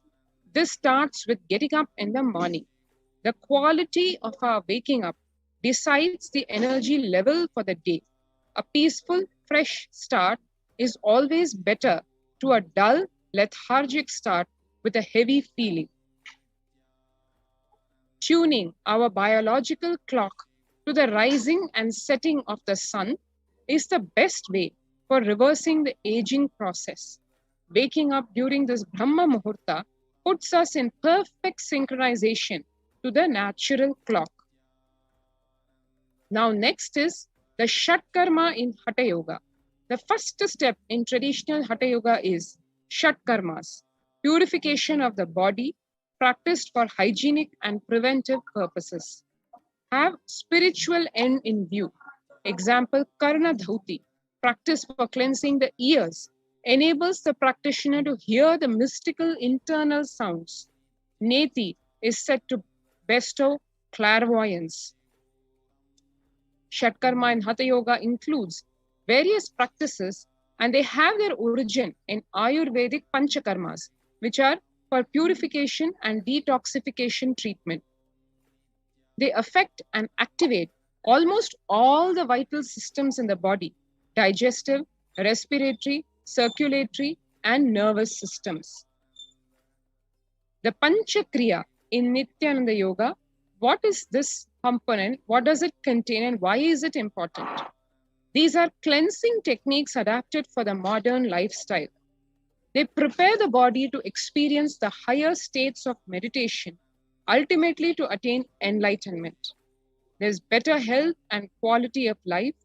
Modern world with much polluted environment, impure food, ailing bodies, and disturbed minds. This is a solution for all this. The 5 processes in the Panchakriya include eye cleansing, Jalaneti, Sutraneti, Jalabhasti, Haritakki. Netra Shuddhi or eye cleansing, the first process. Eyes are the most used organ of the body.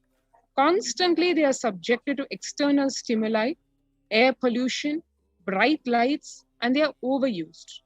The Netra Shuddhi is a very simple technique for eye health.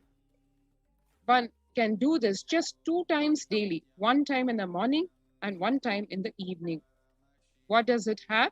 You have water being poured in a small container, which can then be upturned over the eye, and the eyeball rotated in the water so that all the toxins or the impurities which are there inside the eye, when the eyeballs rotate, the entire portion gets cleaned, almost like giving it a bath. What are the benefits of eye cleansing? It reduces itching, burning sensations, redness, eye strain.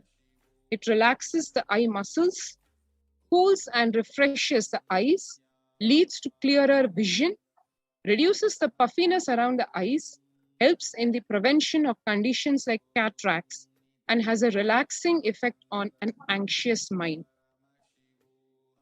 Jalaneti is the nasal passage cleansing with water. It cleans the air before it enters the lungs.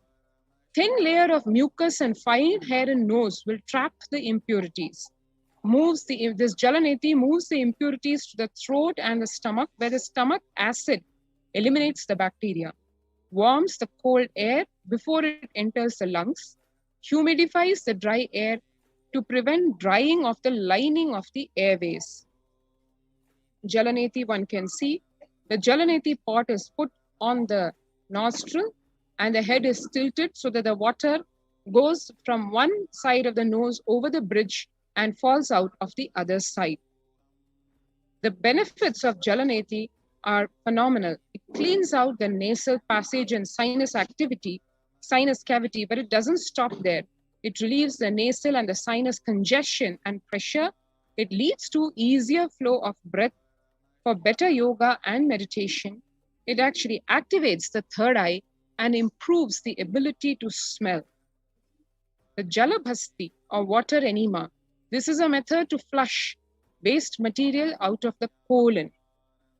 This Jalabhasti is a process which induces bowel movements that clean out the colon, leaving you feeling cleaner, lighter, healthier almost immediately. The Jalabhasti or the water enema, these are the components for the same. You have the Jalabhasti can with its relevant tubes. The benefits of Jalabhasti or water enema include: it cleanses the lower gastrointestinal tract, it removes the excess body heat, removes old stool, gas, and layers of toxins from the colon, purifies the body to become a clear receptacle for deeper truths, stimulates the pranic energy, making you feel active and alive. Leads to a clear mind and healthy, light body. Contraindications are for pregnant or nursing women to get the doctor's clearance. Now we come to Haritaki, which in the Nithyananda lineage is literally considered a miracle herb.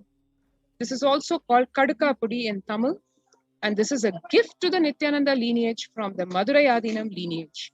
Haritaki is literally a wonder medicine for the brain. The Supreme Pontiff of Hinduism, Nithyananda Paramashivam, has declared Haritaki as a prasada, which is served at all Nithyananda Adinams, temples, centers as a blessing from the divine. Anyone doing spiritual practices should take Haritaki. This is the Haritaki powder, which is made from the seed, parts of the seed of the tree. The benefits of Haritaki include it enhances the buildup of prana, a subtle energy, which awakens the non-mechanical parts of the brain. It makes the brain and body fresh and alive. It makes one or more capable, sensitive, intelligent, enhances awareness, removes the body's toxins in a natural way, purifies the blood, removes the fat residues from arteries and veins. It heals diabetes, hypertension, and heart problems. It sharpens the vision, regulates the colon function, soothes the throat, helps the pulmonary system of the body, and is very beneficial for gums. Next is yoga. When you do yoga, you experience your entire body becoming Amrita Sharira, body filled with nectar. It becomes an ecstatic body just by the air, without any external touch. The Supreme Pontiff of Hinduism, Jagadguru Mahasannidhanam, His Divine Holiness, Bhagwan Nithyananda Paramashivam, has revived the science of Prathama Vinyasa Krama from Shashtanga Yoga as revealed by Paramashiva. Puja, this is the next aspect of the spiritual routine. In puja, you experience the space of bhakti, devotion, the space of surrender that occurs to you from this devotion moves you from the I, which is so heavy, to God or Guru. This surrender allows us to drop all the necessary baggage or karma from the head. We sit down and connect with God by performing Rudravishekam. O Sadashiva, O God, I know you are source of everything. You are everything, and you are in this Shivalinga, and you are in this body. Let me connect with me. Let you reveal yourself to me. And now we can register ourselves at the COVID Care Protection Center facility through the link https://kailasa.org, KAILASA.org/Kailasa Care.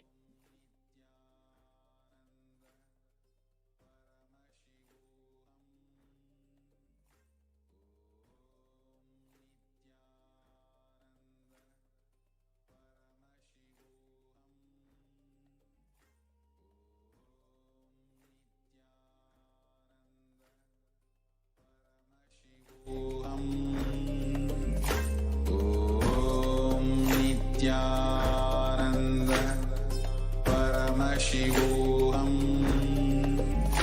Om Nithyananda Paramashivoham. Om Nithyananda Paramashivoham. Om Nithyananda Paramashivoham. Om Nithyananda Paramashivoham. Om Nithyananda Paramashivoham. Om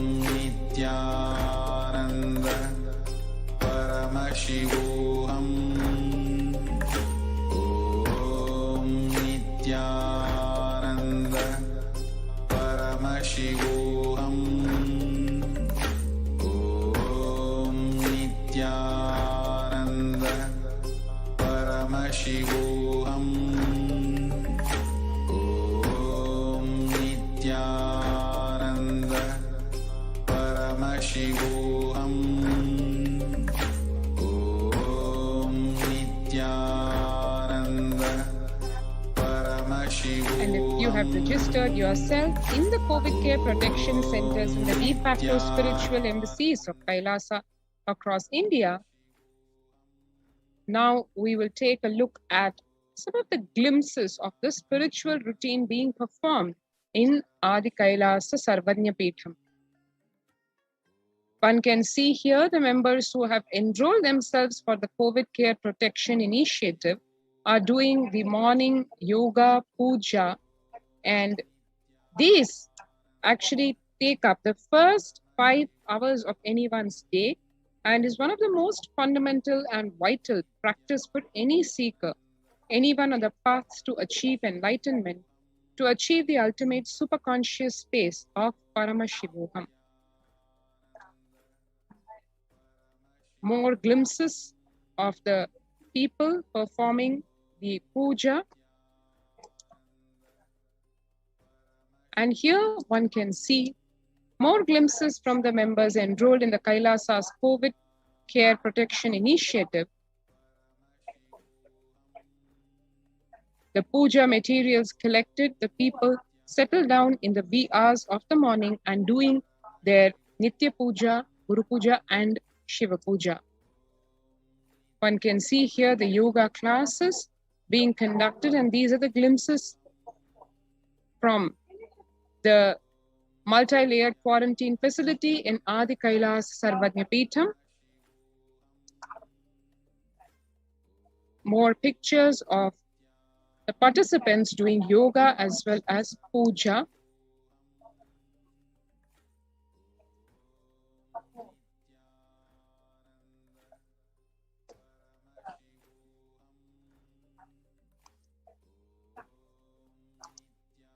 One can see just that one aspect of the puja and the yoga and the panchakriya, just these few so-called simple components, how they can transform one's life completely, because it is not something that is invented as a cure or as a fad for COVID care protection. It is the age-old ancient system of medical health care as is declared in the Veda Agamas, in the various scriptures, which long before, literally millennia ago, have discovered the truths of life, be it of human life or of other lives, including the microorganisms.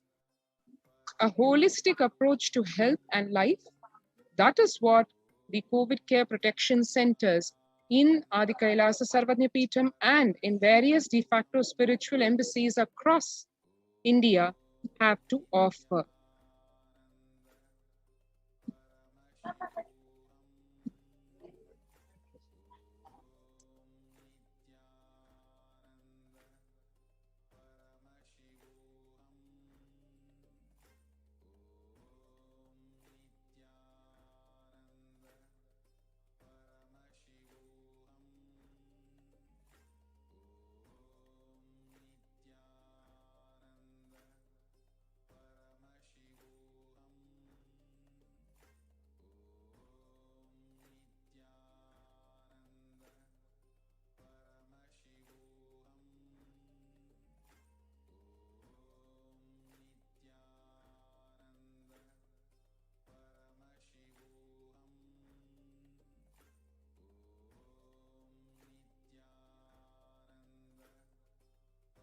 Just be alive for next 3 years. Don't die within next 3 years.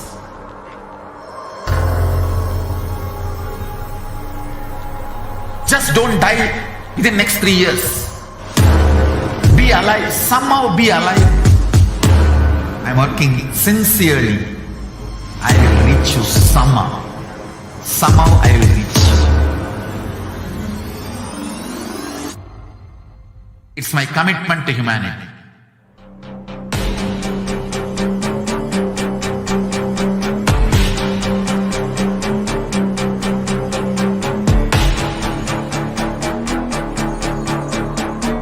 Just don't die within the next 3 years. I will reach you wherever you are, whichever corner of the world you may be. I will reach you with enlightenment. You manifesting the space, state, powers, being Paramashivoham. It is possible, and it is possible for you.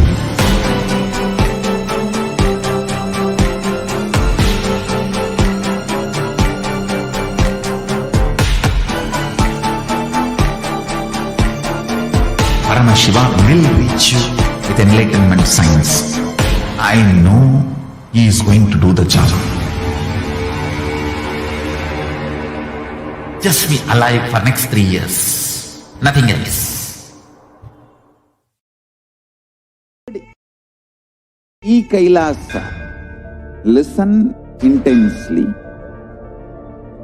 Enlightenment ecosystem, literally enlightenment itself, in your own home, wherever you are. If you cannot come to Kailasa, it's okay. Kailasa can come to you. Kailasa coming to you is Kailasa.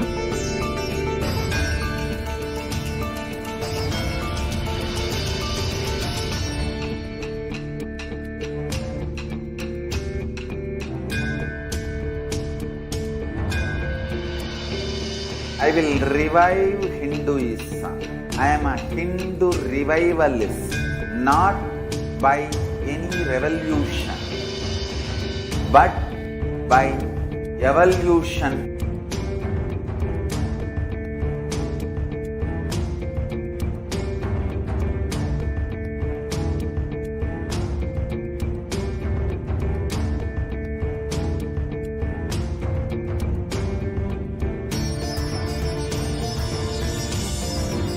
And setting model community.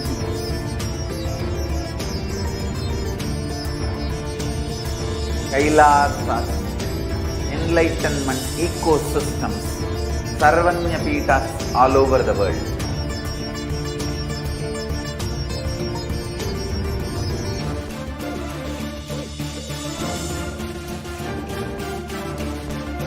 All powerful cognition, knowledge, only when you live, power manifestation and possibilities manifestation happens.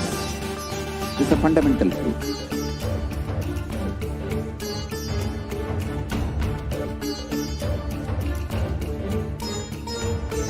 Hinduism cannot live exclusively as one sampradaya. No. All sampradayas of Hinduism is an ecosystem.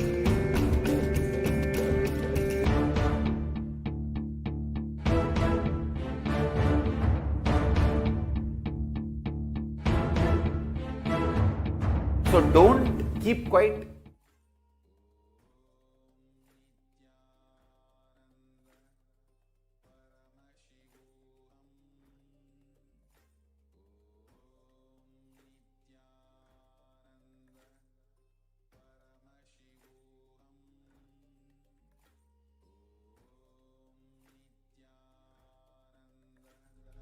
Paramashivoham. And while we are waiting eagerly for the satsang by the Supreme Pontiff of Hinduism, Nithyananda Paramashivam, let us look at what the whole crux of education in the Hindu system of education, what is the core, what it comprises of. Education is known to be the key factor to enabling upwards socio-economic mobility and the strongest means of removing poverty. The right education is crucial to the well-being, stability, and growth of not only every child, but to humanity as a whole. The Gurukul system is known to be the knowledge transmission system of Hinduism, one of the pillars which kept Sanatana Hindu Dharma alive and standing as the world's most ancient living civilization. Through Kailasa's Department of Education, the Supreme Pontiff of Hinduism, Jagat Guru Mahasannidhanam, His Divine Holiness Bhagwan Nithyananda Paramashivam, the Gurukul system is being revived in its entirety.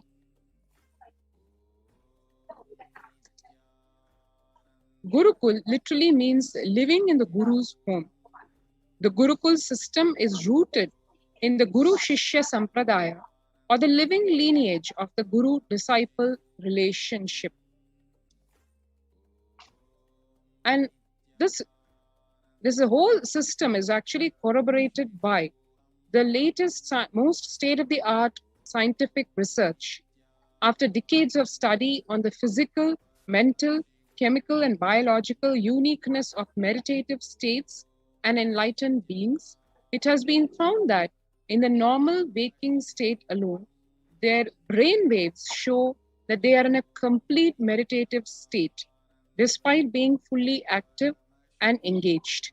In the world of athletics, this state is known as the being in the zone, a glimpse into the peak of focus, cognitive function, attention, and coordination, to name a few. Rather than a glimpse, enlightened beings casually walk, talk, and engage with life settled in this peak.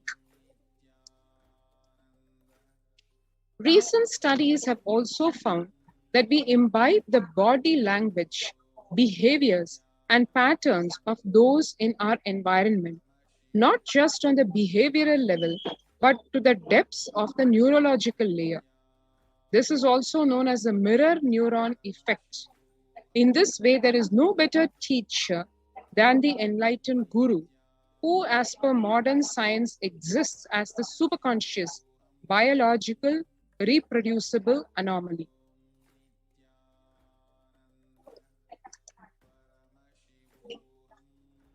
However, through centuries of Mughal invasions, colonialism, and continued persecution against Hinduism and the Hindu tradition, this science of knowledge transmission has been diminishing at an unprecedented rate.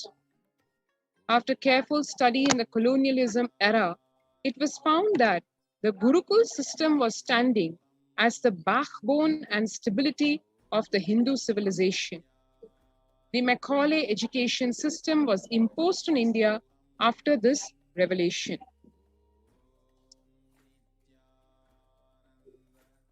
"13,000 universities across Bharat, 2 lakh Gurukuls were destroyed in Bengal and Bihar alone.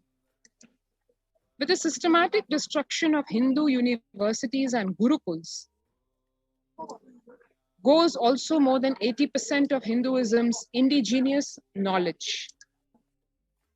One can see what Thomas Macaulay in 1836, after his very deeply sinister study of the Hindu education system and what his diabolical plans were to destroy the system so that the colonial rule could continue for practically an eternity, which it still is, because even though physically the colonial rule is apparently had to have disappeared, to have been replaced by so-called freedom and independence, yet the minds of the people, of the Hindus, has been influenced by this poison, probably once and for all, had it not been for the advent of the Nijavatara, the Supreme Pontiff of Hinduism.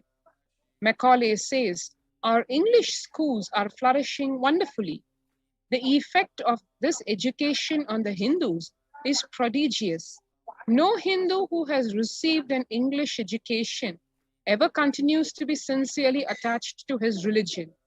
The Hindu religion is so extravagantly absurd that it is impossible to teach a boy astronomy, geography, natural history without completely destroying the hold which that religion has on his mind.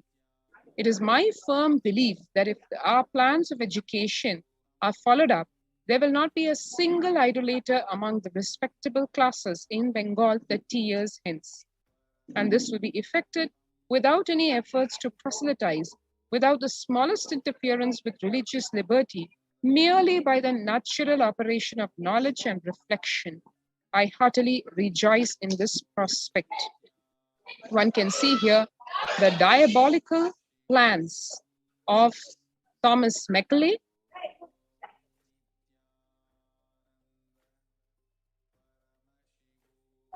and as the colonial rule has been replaced by the largest democracy, what really is going on? Is Hinduism really in a state of revival? What is the Nijavatara, the Supreme Pontiff of Hinduism, doing for the same? We all have seen over the last 2 decades what he has done to humanity, and in return, what humanity has done back to him. The persecution in return for magnanimous, huge contributions to Kailasa is what the Supreme Pontiff of Hinduism has showered on the planet. And what further revelations the Supreme Pontiff of Hinduism is going to be giving us tonight, let us wait and watch as we await the divine presence of the Supreme Pontiff of Hinduism, Jagat Guru Mahasannidhanam, His Divine Holiness Bhagavan Nithyananda Paramashivam.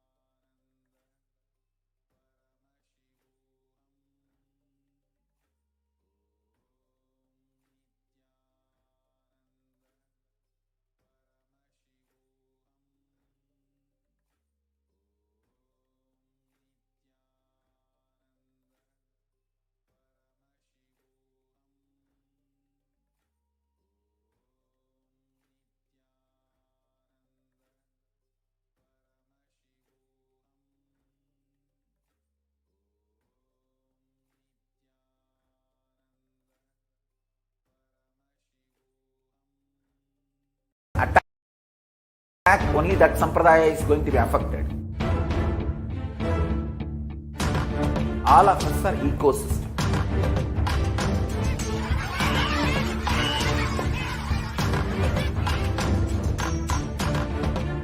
I invite all of you to get involved and enjoy Hinduism by the principle of Dharmo Rakshati Rakshitaha. When you protect Dharma, Dharma protects you. We will make the whole planet flourish spiritually. The spiritual prosperity will happen to the whole planet. We all have to coexist together.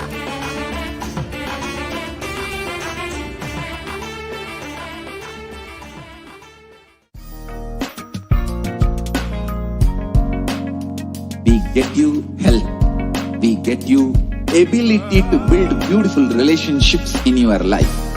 We get you direct spiritual support, and we make sure you become wealthy.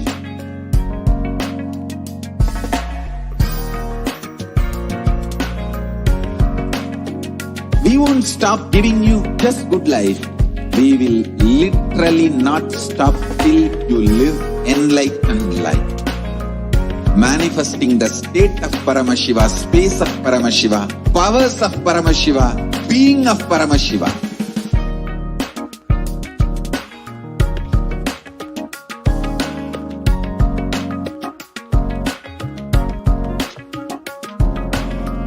Whole world should become Kailasians. I want the whole world to know Hindus have something great to contribute to the world.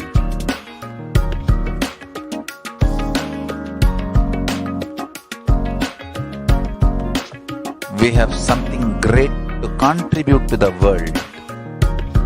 Let us do that.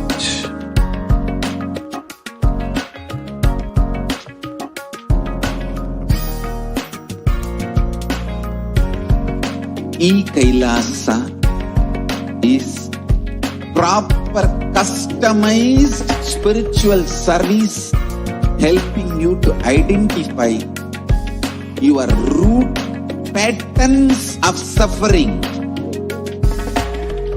We have perfected the science of helping every individual from every cultural, religious, nationality background.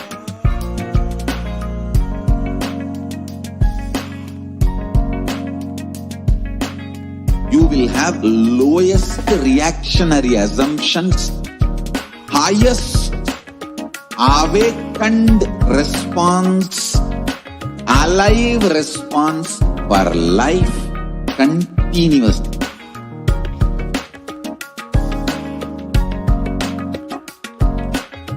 Kailasa is enlightenment ecosystem, literally enlightenment itself in your own home, wherever you are. Proper customized spiritual service helping you to complete with your life negativity, withdrawal from life, self-hatred, self-denial, self-doubt, so much of tiredness, laziness. We can support you aligning your diet, your attitude, your aptitude, your understanding about life. We can help you with everything.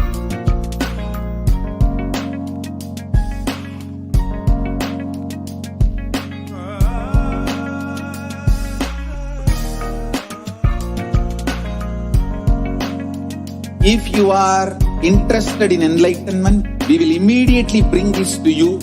If you are not interested, we will explain the whole science, inspire you and make you interested in enlightenment time.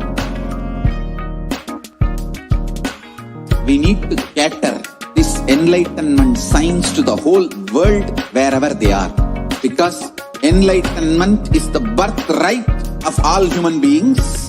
Kailasa is responsible to provide that to all human beings.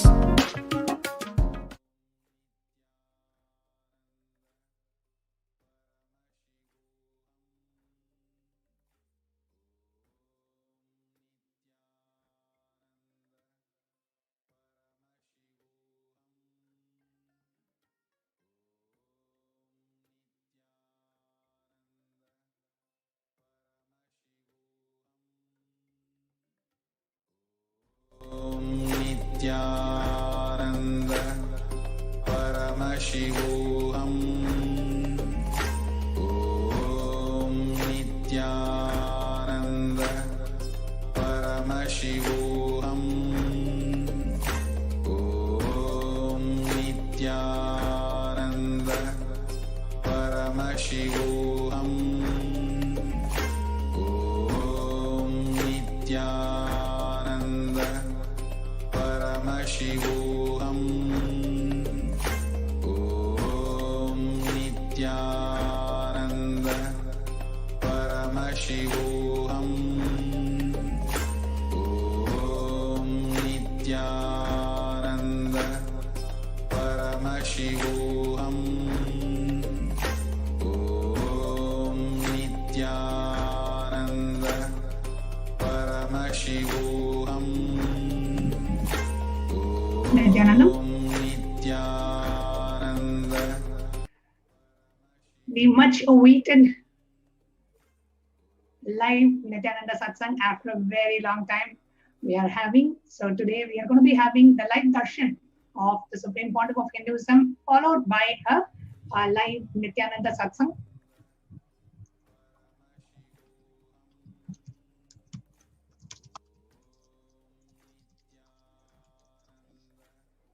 for all our viewers who are joining us for the live satsang today. After a long time we are having, so if you're watching us on YouTube live or Facebook live, this is the time to go ahead and share. The live satsang will be at 8:30. The updated timing for the live satsang is 8:30 p.m. So we're just about 30 minutes away from the live satsang. So please do share with all your friends, family, Sangha members, near and dear ones, the live feed, and share this exciting news so they can all come and join. And this is actually the first live Nithyananda Satsang we are having after the breaking news and positive news.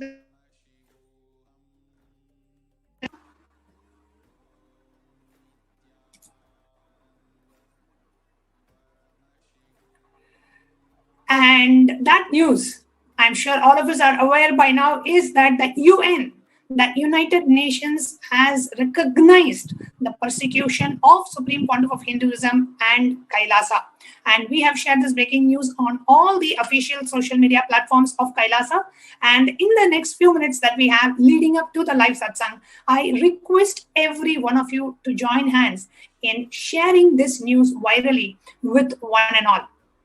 So I'm now going to go ahead and share the Facebook, the live SPH JGM Nithyananda Paramashivam Facebook page, where we have shared this breaking news, and also on Twitter. And as we are watching this live feed, and I request all the viewers to kindly please come along with me as we take a few moments to share this news with the world. And I will tell you why it is important to share it with the world. Recently, I was talking to one of the youth devotees from the US, and this person was saying that in their high school for about 2 years, they are taught in the US schools, everyone is taught the Jewish Holocaust. And I have joining me on this show is Ma Nitya Sadashiva Priyananda is also joining us, and she studied in the US, so maybe she can give a little bit more insights into what really they study in the US. As children grow up, every child is taught in the school about the Jewish Holocaust. So Ma Sadashiva Priya, I know you studied in the US. Did you learn about the Jewish Holocaust? Yes. So thank you so much. And I'd like to share with all of the viewers exactly how in the United States, in Western culture, how from a very young age, even from even the age of 13, 14 years old, we start studying, we start reading about the Jewish culture, even in school, even if we're not practicing that religion. Sadashiva Priyama, so sorry to interrupt you. Your voice is very low. It's kind of hard to hear you. Is there any way you can fix your microphone and be right back with us? Yeah, sure, of course. Yes. So while Sadashiva Priya is joining, and those of you who are watching this, and how many of you, as compared to one is the Jewish Holocaust of what happened to 6 million Jews, just around the time of the Second World War, and on the same way, what is happened to Hindus, where 500 million Hindus were, killed and murdered and persecuted over the last 5,000 plus years of Hindu Holocaust. And many, I was a born Hindu. I never knew about the Hindu Holocaust until, I came in direct face-to-face experience of what the anti-Hindu elements are doing to the Supreme Pontiff of Hinduism. And that was my first direct experience of the anti-Hindu elements and their criminal conspiracies, and the neo-Hindutva elements and their conspiracies to eliminate the spiritual component of Hinduism. The anti-Hindu elements want to eliminate Hinduism itself, while the neo-Hindutva gang wants to eliminate the spiritual component of Hinduism and politicize religion. So, yes, we have Ma Sadashiva Priya joining us. Yes, Ma Nithyananda, are you able to hear me now? Yeah, I'm able to hear you. I hope my audio is okay. Yes, it's much better, Ma. Yes, okay. Please go ahead. So you studied in the America, and did you learn about the Jewish Holocaust in your school as a part of the syllabus?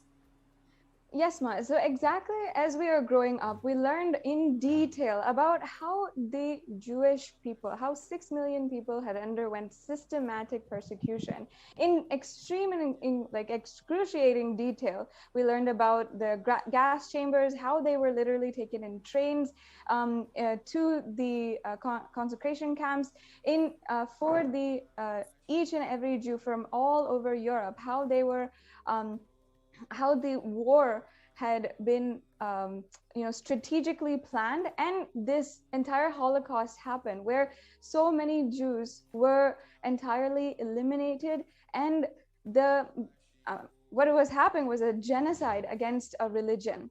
And from a young age, and I would say from school, what was happening, and even at that time, I was wondering in myself, how come I didn't learn about Hindu Holocaust, what happened to Hindus, in the same way that today I'm learning from a textbook, from official textbook, from so many different novels of victims of the the Jewish Holocaust, and so many different. Actually, study in school. How many years? Actually, I would say the curriculum for 1 year entirely, at least half of that year, 6 months, we were studying the Jewish Holocaust in depth. And not only that, I can say that much of the novel, the culture of reading the books, how the Jewish Holocaust has been written by the survivors of the Jewish Holocaust. It's a very powerful way of speaking their story to the world, telling the heartfelt trauma and suffering that they've been through, and for good cause, to prevent more and more suffering from happening further, and ultimately to solidify the Jewish identity that they have as a whole culture, and as a part of their healing as a whole culture. How the victims are coming out right now is you're a born Hindu, born and brought up in the US. When was the first time you came to know about Hindu Holocaust? Actually, I can say, honest to goodness, the first time that we understood about the Hindu Holocaust was after Swamiji himself had started speaking about it, how in satsangs he would talk about the sannyasis who were abused and killed. And only after this, I even realized, there was something that happened that sparked me to go and read about it and see in more sources. But if you what age would that be? If you have to tell, what age of yours? I think that was around 16 or 17 years old. 16 or 17 years when you first came to know about Swamiji. And what age were you introduced to Jewish Holocaust in school? At least around 11 or 12 years old. 11 or 12 years of old. So every child who's growing up in the US, I don't know about other countries, every child growing up in the US is brought up giving the knowledge of the Jewish Holocaust. And I grew up in India from a traditional Hindu family, and I had absolutely no clue about the Hindu Holocaust. Jewish Holocaust, 6 million Jews were killed. Hindu Holocaust, 500 million Hindus were killed. It's not that we are doing a comparison of lives here, but we need to understand that the Hindu Holocaust is at least 9 times of what happened to the Jews. And even Hindus are made completely unaware. And I'm sure none of my pre-monastic family members even knew about the Hindu Holocaust, even though they were, staunch Hindus for generations. We are criminally and strategically made to forget about the Hindu Holocaust. And for the very first time in the 5,000 plus years history of the Hindu Holocaust, somebody has taken an effort to bring out the Hindu Holocaust out to the international community. And that thanks to, and our deepest gratitude to the Supreme Pontiff of Hinduism, his tireless efforts, being a victim of the persecution himself, going through, more than 70 assassination attempts and torture in the prison and character assassination and hate speech and lawfare, and you speak about any facet of persecution the Supreme Pontiff of Hinduism has gone through. And today, after literally 20 plus years of relentless persecution on the Supreme Pontiff of Hinduism, today we have had a breakthrough. This is a breakthrough not just for Kailasa. This is a breakthrough for every Hindu out there, and this is a breakthrough for every human being out there, because what Kailasa is doing the revival of the true authentic knowledge of enlightenment, the science of enlightenment being revived by the Supreme Pontiff of Hinduism. So it is the responsibility of each and every one of us watching this, hearing this, living Hinduism and being benefited by Hinduism. It is our responsibility to share this with the world. So all we can do is just take few minutes of our time. I'm sure we are all eagerly waiting for the Nithyananda Satsang to start. And as we are waiting, let us do our responsibility. And that responsibility is to share this news virally with the world. And eventually, we should be having, every Hindu child should be taught what has happened to us. So we take responsibility to protect this knowledge tradition, to protect this tradition which is almost becoming extinct. And Yes, so I'd now like I'm to going to add go one- ahead and yes, ma, please go ahead. Yes, I'd like to add that across the world, in so many different time frames, from different cultures, different cultures apart from Hindus have undergone either slavery, genocide, examples of how their cultures have stood up and made something happen for themselves to recover from that culture. For example, even after the Jewish Holocaust, how the Jewish culture, that Jewish people as a whole are able to tell their story to the world and voice out, powerfully voice out the stories of victims and survivors of the Jewish Holocaust, to the point where even they're able to establish their own sovereignty and able to protect their culture and heritage as a nation, whereas there was no nation for Jewish culture and for Jewish people. That after that they were able to establish that and protect themselves in some way or form.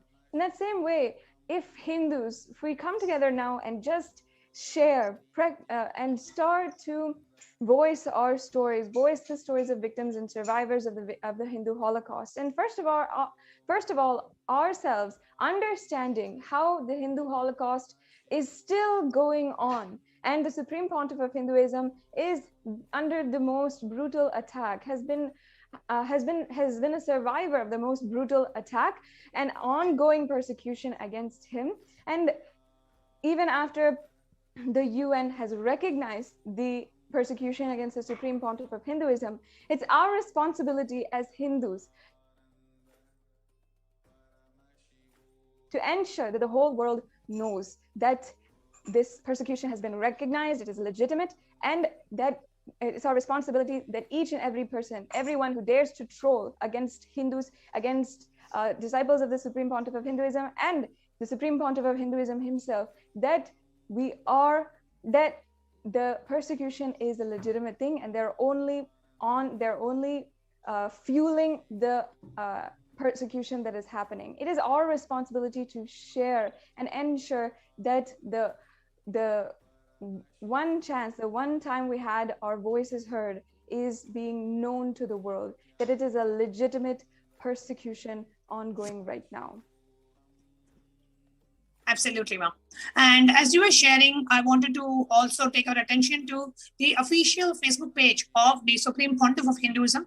And all of us who are watching us on YouTube Live, Facebook Live, Twitter Live, and all the different social media platforms, I request everyone, if we can take a moment and just go to Facebook, the official handle of the Supreme Pontiff of Hinduism,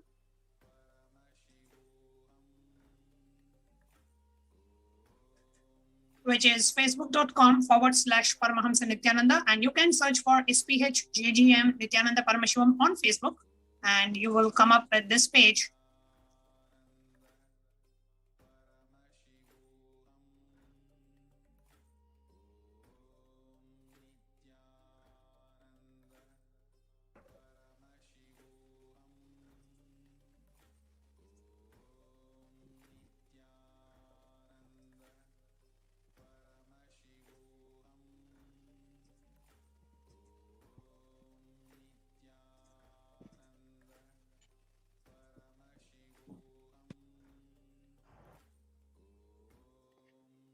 Yes, and I'd like to add that, first of all, to all of the viewers who are joining in right now, if you have not already, make sure that once you have found our page, found the official page of the Supreme Pontiff of Hinduism on Facebook, that you are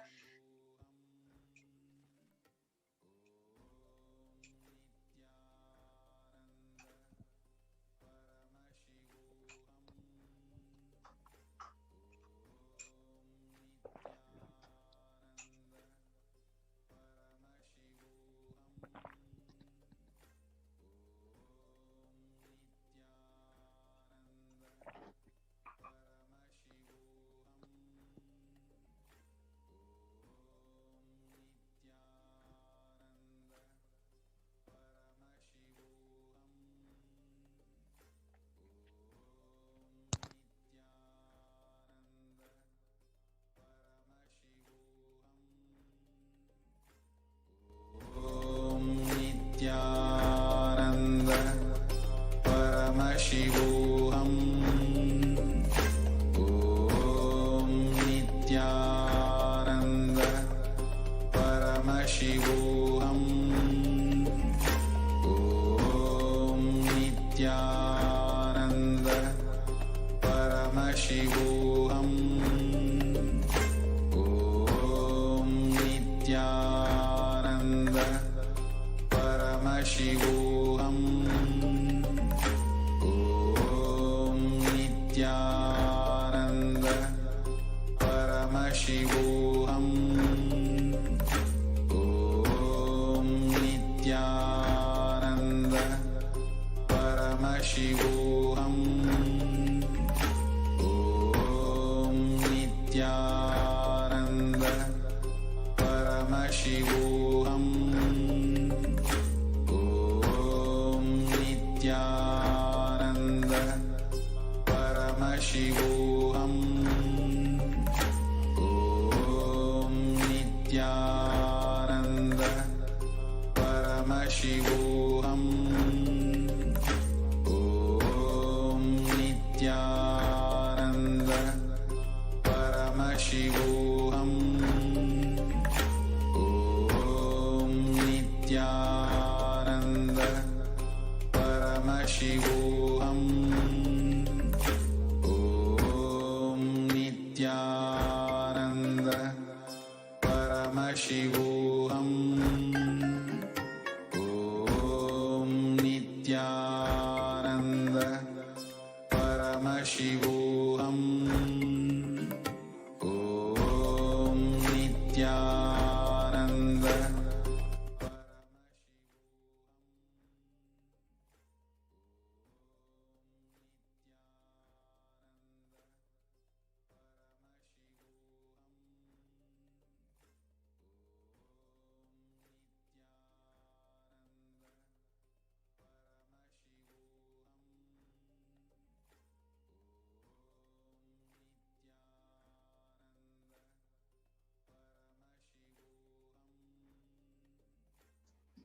Welcome back, dear viewers.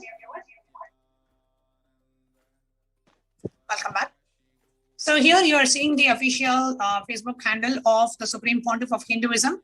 I request everyone to please, I'm going to do a walkthrough and each of us can please come along and share this news. Okay, so as we are coming, we see the first pinned post with the breaking news. The UN has published the report on the persecution of the Supreme Pontiff of Hinduism. So what we are going to do is go under this post, like the post, comment under this post, and share the post. Okay, like, comment, share.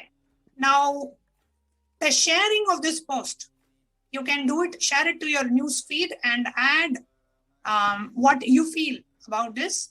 So share 1 or 2 lines saying, finally, the Hindus, the Holocaust is being brought out, or you can say very happy that the United Nations has recognized it. Whatever you feel about this, you can add 1 or 2 lines and share it to your newsfeed and send it to at least 11 of your friends on Messenger, let everybody know. And all the groups and the pages that you're a part of, at least 5 groups and 5 pages, you can share this news that the United Nations has recognized the persecution of Supreme Pontiff of Hinduism and Kailasa. So we're going to take the next few minutes to finish this on Facebook. I request everyone to go to Facebook, official Facebook handle, and go to the main post, like, comment, and share under the post.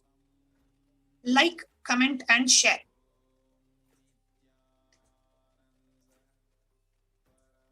I'm going to read out some of the latest posts that are comments that are coming in through. So like, comment, and share under this post.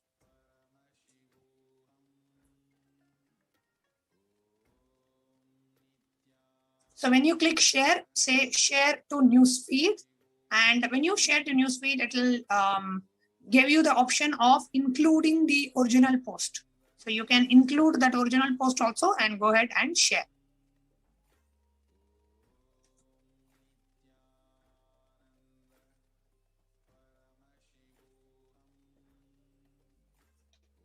And you can write your own a line or 2, a comment about this, and then go ahead and post it. Share it in the messenger with at least 11 of your friends sharing it in the messenger is very easy. You just have to click send, and it sends. So you just have to click this. So, and it sends. And then share it on a page. So whatever page that you own. So let's say I have different pages that I'm part of. So I can go ahead and share in the, let's say, Nithyananda Sannyas order page. I can go ahead and share. The United Nations has recognized the persecution of SPH and Kailasa. So you can go ahead and do this and share in a group. Whatever group that you're a part of, you can share it in the group. So let's go ahead and take the next few minutes to go ahead and do the sharing on Facebook.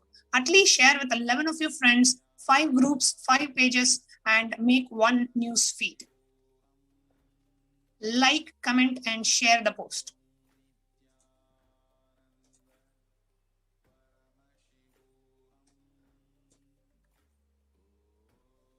Yes, I'd like to share while everyone is sharing right now.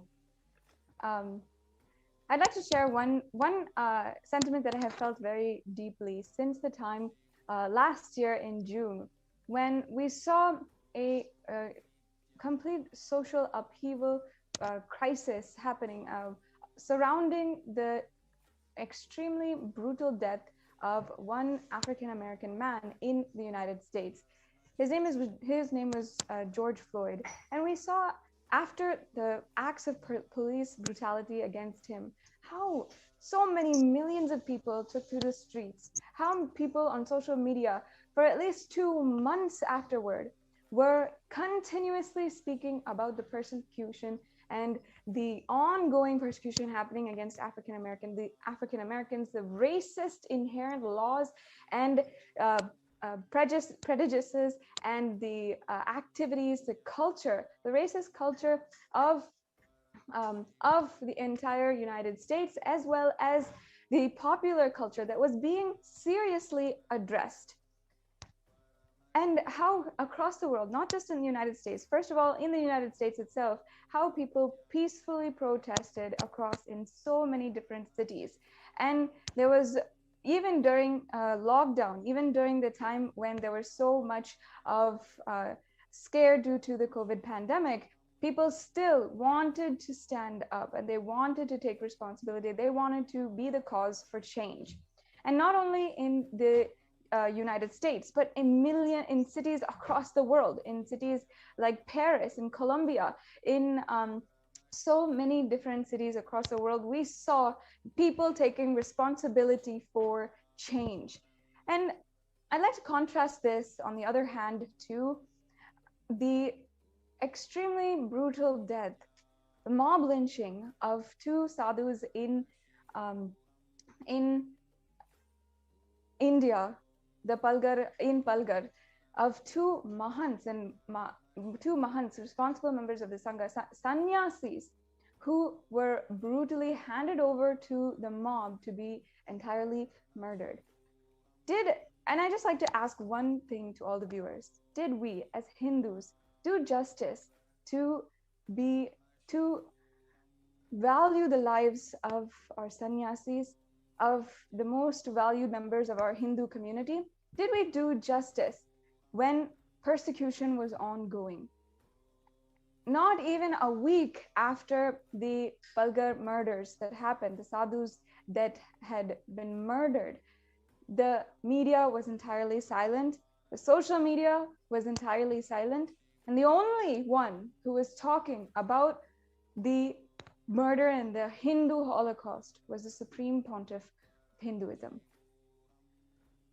The Supreme Pontiff of Hinduism was the foremost advocate for the brutal persecution that happened, up until even 1 month after, continuously coming for live satsangs, delivering the most profound and satsangs, and really powerfully empowering each and every one of us Hindus to stand up and take responsibility and just see the reality as it is. Our Hindu culture is at risk, and it is really, really time now that we stand up. the Supreme Pontiff of Hinduism has courageously brought his story to the whole world, with the UN recognizing the persecution against the Supreme Pontiff of Hinduism and his disciples, the ASMT community.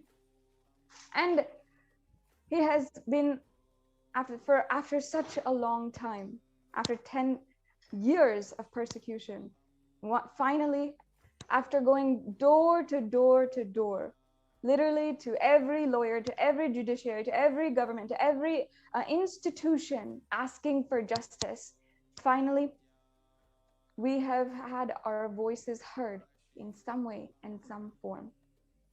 It brings actually so much across the world. All of Kailasians, for all the viewers who are just now joining across the world, all the Kailasians are so immensely filled with gratitude that right now, finally, our voices are heard. Absolutely. Absolutely.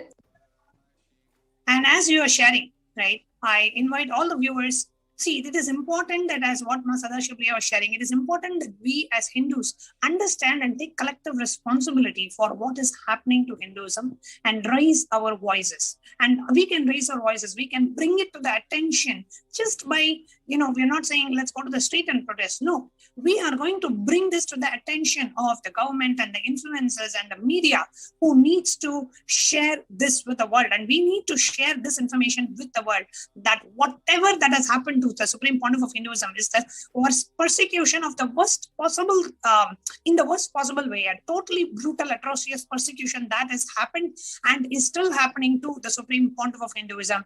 And the United Nations has gone through all the persecution details, and they have recognized this persecution, recognized Kailasa as a nation. And what you're seeing on the screen right now is the official Twitter handle of the Supreme Pontiff of Hinduism at Sri Nithyananda on Twitter. So I request everyone to now please open your Twitter app on the phone or on the laptop and go to Swamiji's, the Supreme Pontiff of Hinduism's official Twitter handle. And you will see at Sri Nithyananda, and it takes you to SPH AGM Kailasa Nithyananda Paramashivam page. And what we are going to do is we are going to come to this Twitter handle and take the first tweet, which talks about UN has published a report on the persecution, and click on, you like the tweet, right? You can reply to the tweet, like the tweet, reply, which is comment under the tweet, and you retweet it, right? When you click on retweet, always choose quote tweet, where you can write your own comments on top of the tweet. So you click on quote tweet and you add your comments on top of it, right? So you can say, finally,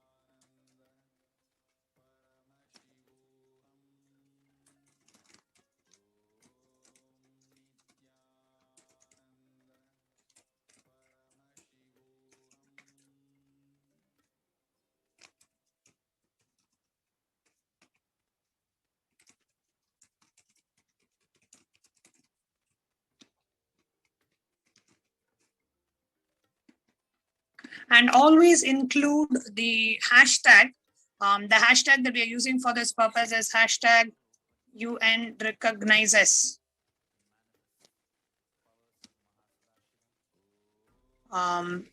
persecution of SPH Nithyananda and Kailasa. So use this hashtag UN recognizes persecution of SPH Nithyananda and Kailasa. Use this hashtag always. I'm just going to double check. And also, yes. And also you can tweet at the recognized Hindu leaders and also the celebrities and tweet at them, so that also we can share this news to all of the Hindu leaders, to all of the government leaders, to all of the UN leaders, and share this news that Kailasa has been recognized and the persecution against the Supreme Pontiff of Hinduism has been recognized.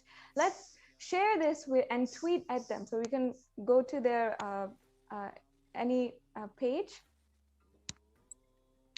Yes. Yes.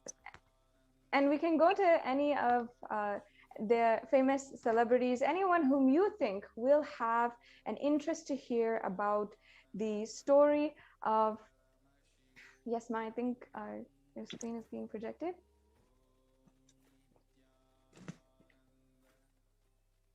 Yes. So use these words, use these hashtags, and make sure that you can also tweet at any of the celebrities, any of the advocates, any of the leaders who you think might have an interest in Hinduism, might have an interest in the Supreme Pontiff of Hinduism, the persecution against him. And Nithyananda Paramashivoham. Om Nithyananda Paramashivoham. Om Nithyananda Paramashivoham. Om Nithyananda Paramashivoham. Om Nithyananda Paramashivoham. Om Nithyananda Paramashivoham. Om Nithyananda Paramashivoham.